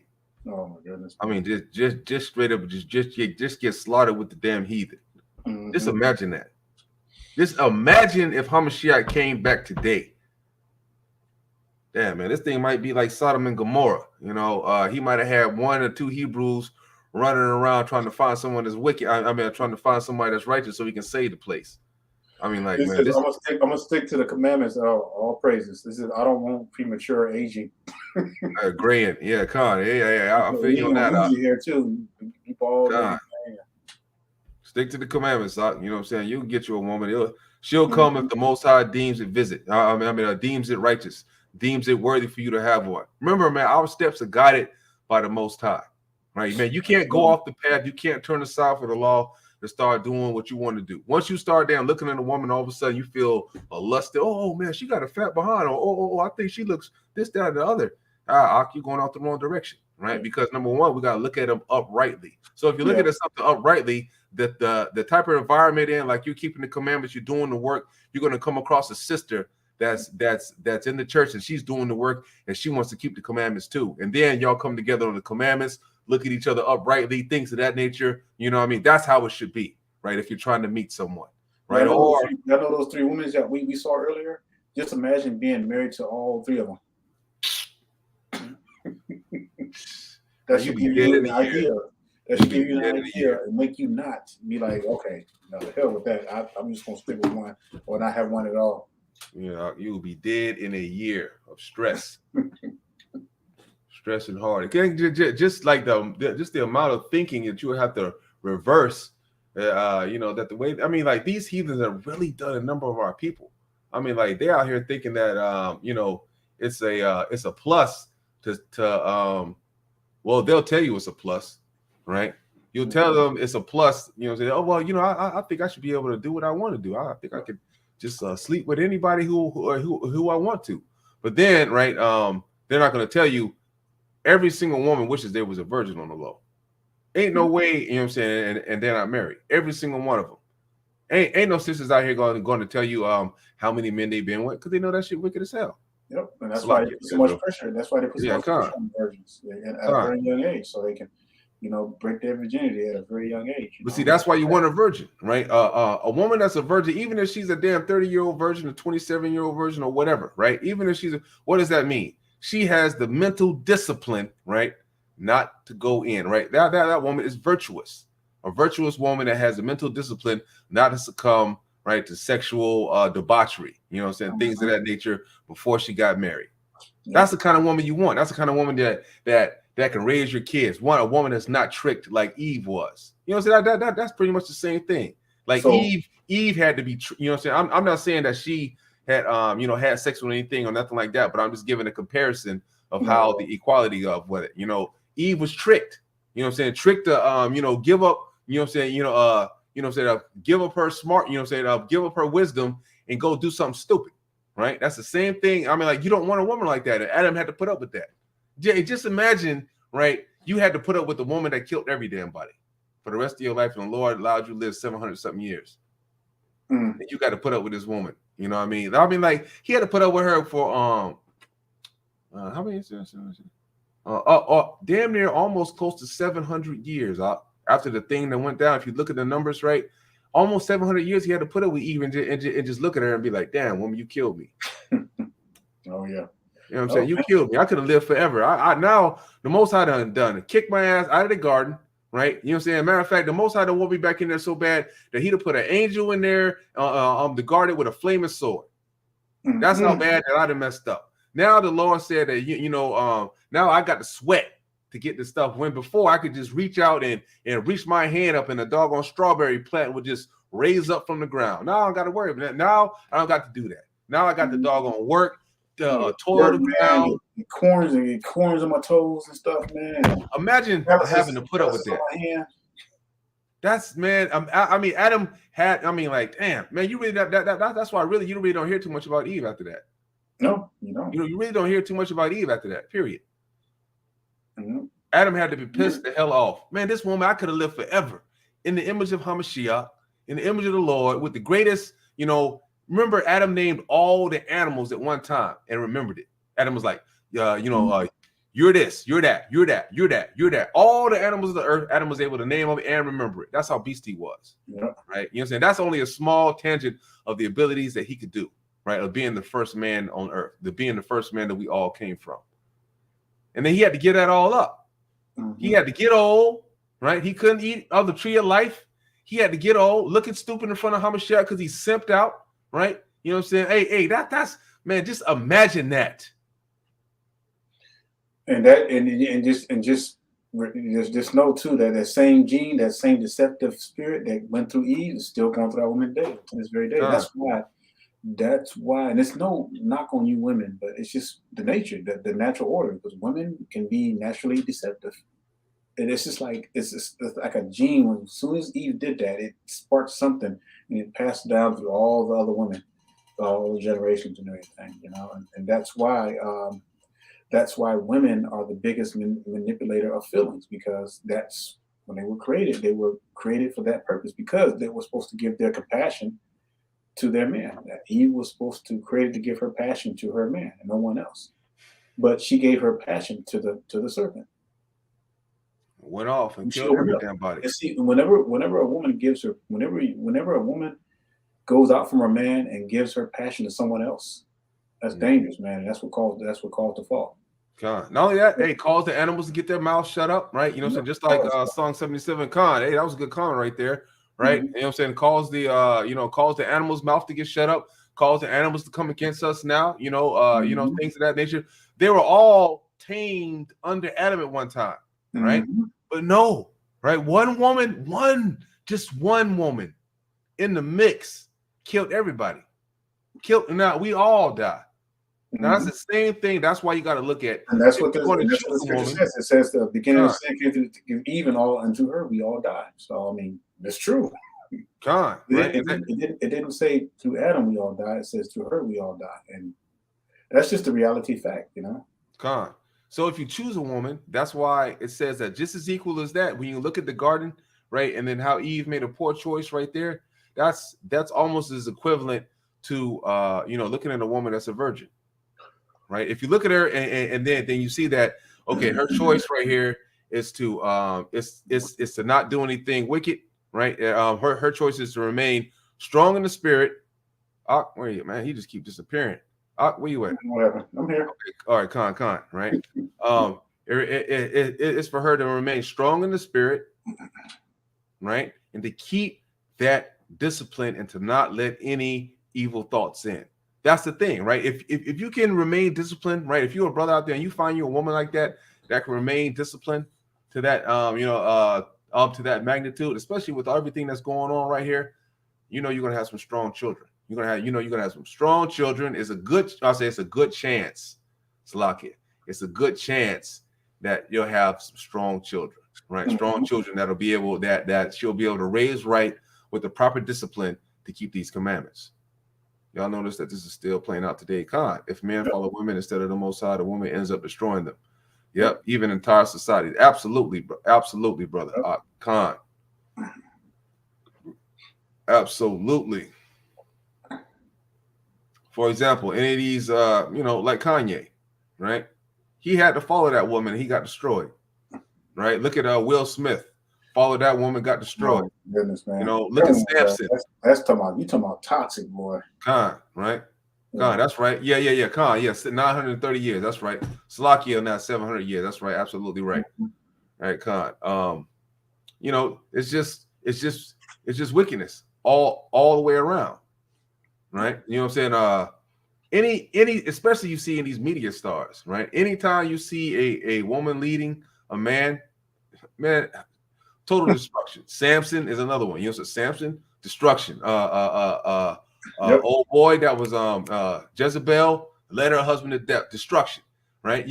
Solomon, man. Solomon 700 bras, man. They almost nearly killed him. Led him to destruction. To split the damn kingdom up, right? Split the kingdom up. The Most High didn't want to do nothing. He had to divorce his people. Wicked. Yeah, right. Though this is the result, and this is what we got to deal with. And that's why this stuff got to play out. I mean, it's sad and it sucks, but this is what we're dealing with right now. That's why we got to keep the commandments of the Most High. And this is why the brothers got to be strong, man. Who they choose,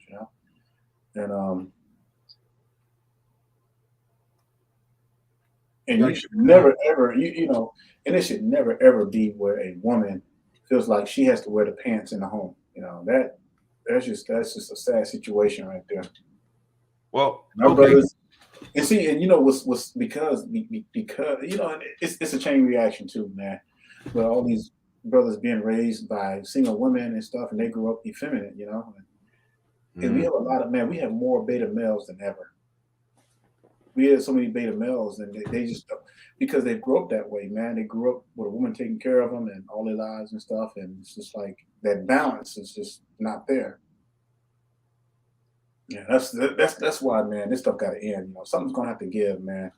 And I'll be so glad when Elijah comes back, man, so we can work with these brothers. Yeah, our people got a long way to go. I mean, and then we have all these brothers out here that thinking the Most High gonna come back tomorrow. Stupid. And as far as Will, the Jada wrecked Willie, man, Will was weak too. So he had his own kids wishing that Tupac was still alive, so they can be around. That's man, that's stupid. Yeah, should have. Oh, never mind. Just that kind of stuff. That's that's just outright wickedness. I saw that, man. It's like the kids were talking about almost damn nearly crying, talking about they wish that Tupac was still alive and stuff. I'm like, you just put another man's above your own dad. That's just, well, you gotta look at it so wicked that the mother is the one that's doing that, that's influencing the children to have that. Yep, and that's why. So again, that tells you when the woman is running the household, it's toxic like that. End result is gonna be destruction. I think there was never mind. I'll say that for another time. Yeah. Hey, so I'm looking through some more the questions. If anybody got any questions before we let you go and enjoy the rest of your Shabbat. God. Yes, sir. Got Mama Noah already. Light Mama Noah up and let it rock. Let's go. That's right. All right, y'all. Yeah. Got any questions, comments, or concerns? Please put them down in the chat box. That's right. Now, please. Matter of fact, let me put a link on if you want to get on and say something, a word or two. If you got any. And we got something exciting next week too. So we're gonna do something a little different. Something a little different, yeah. We're gonna bring out something powerful and everything. But the heathen's been lying about all this time. So God. make sure you be here next week. By the grace of the Most High. God. We're gonna get it in.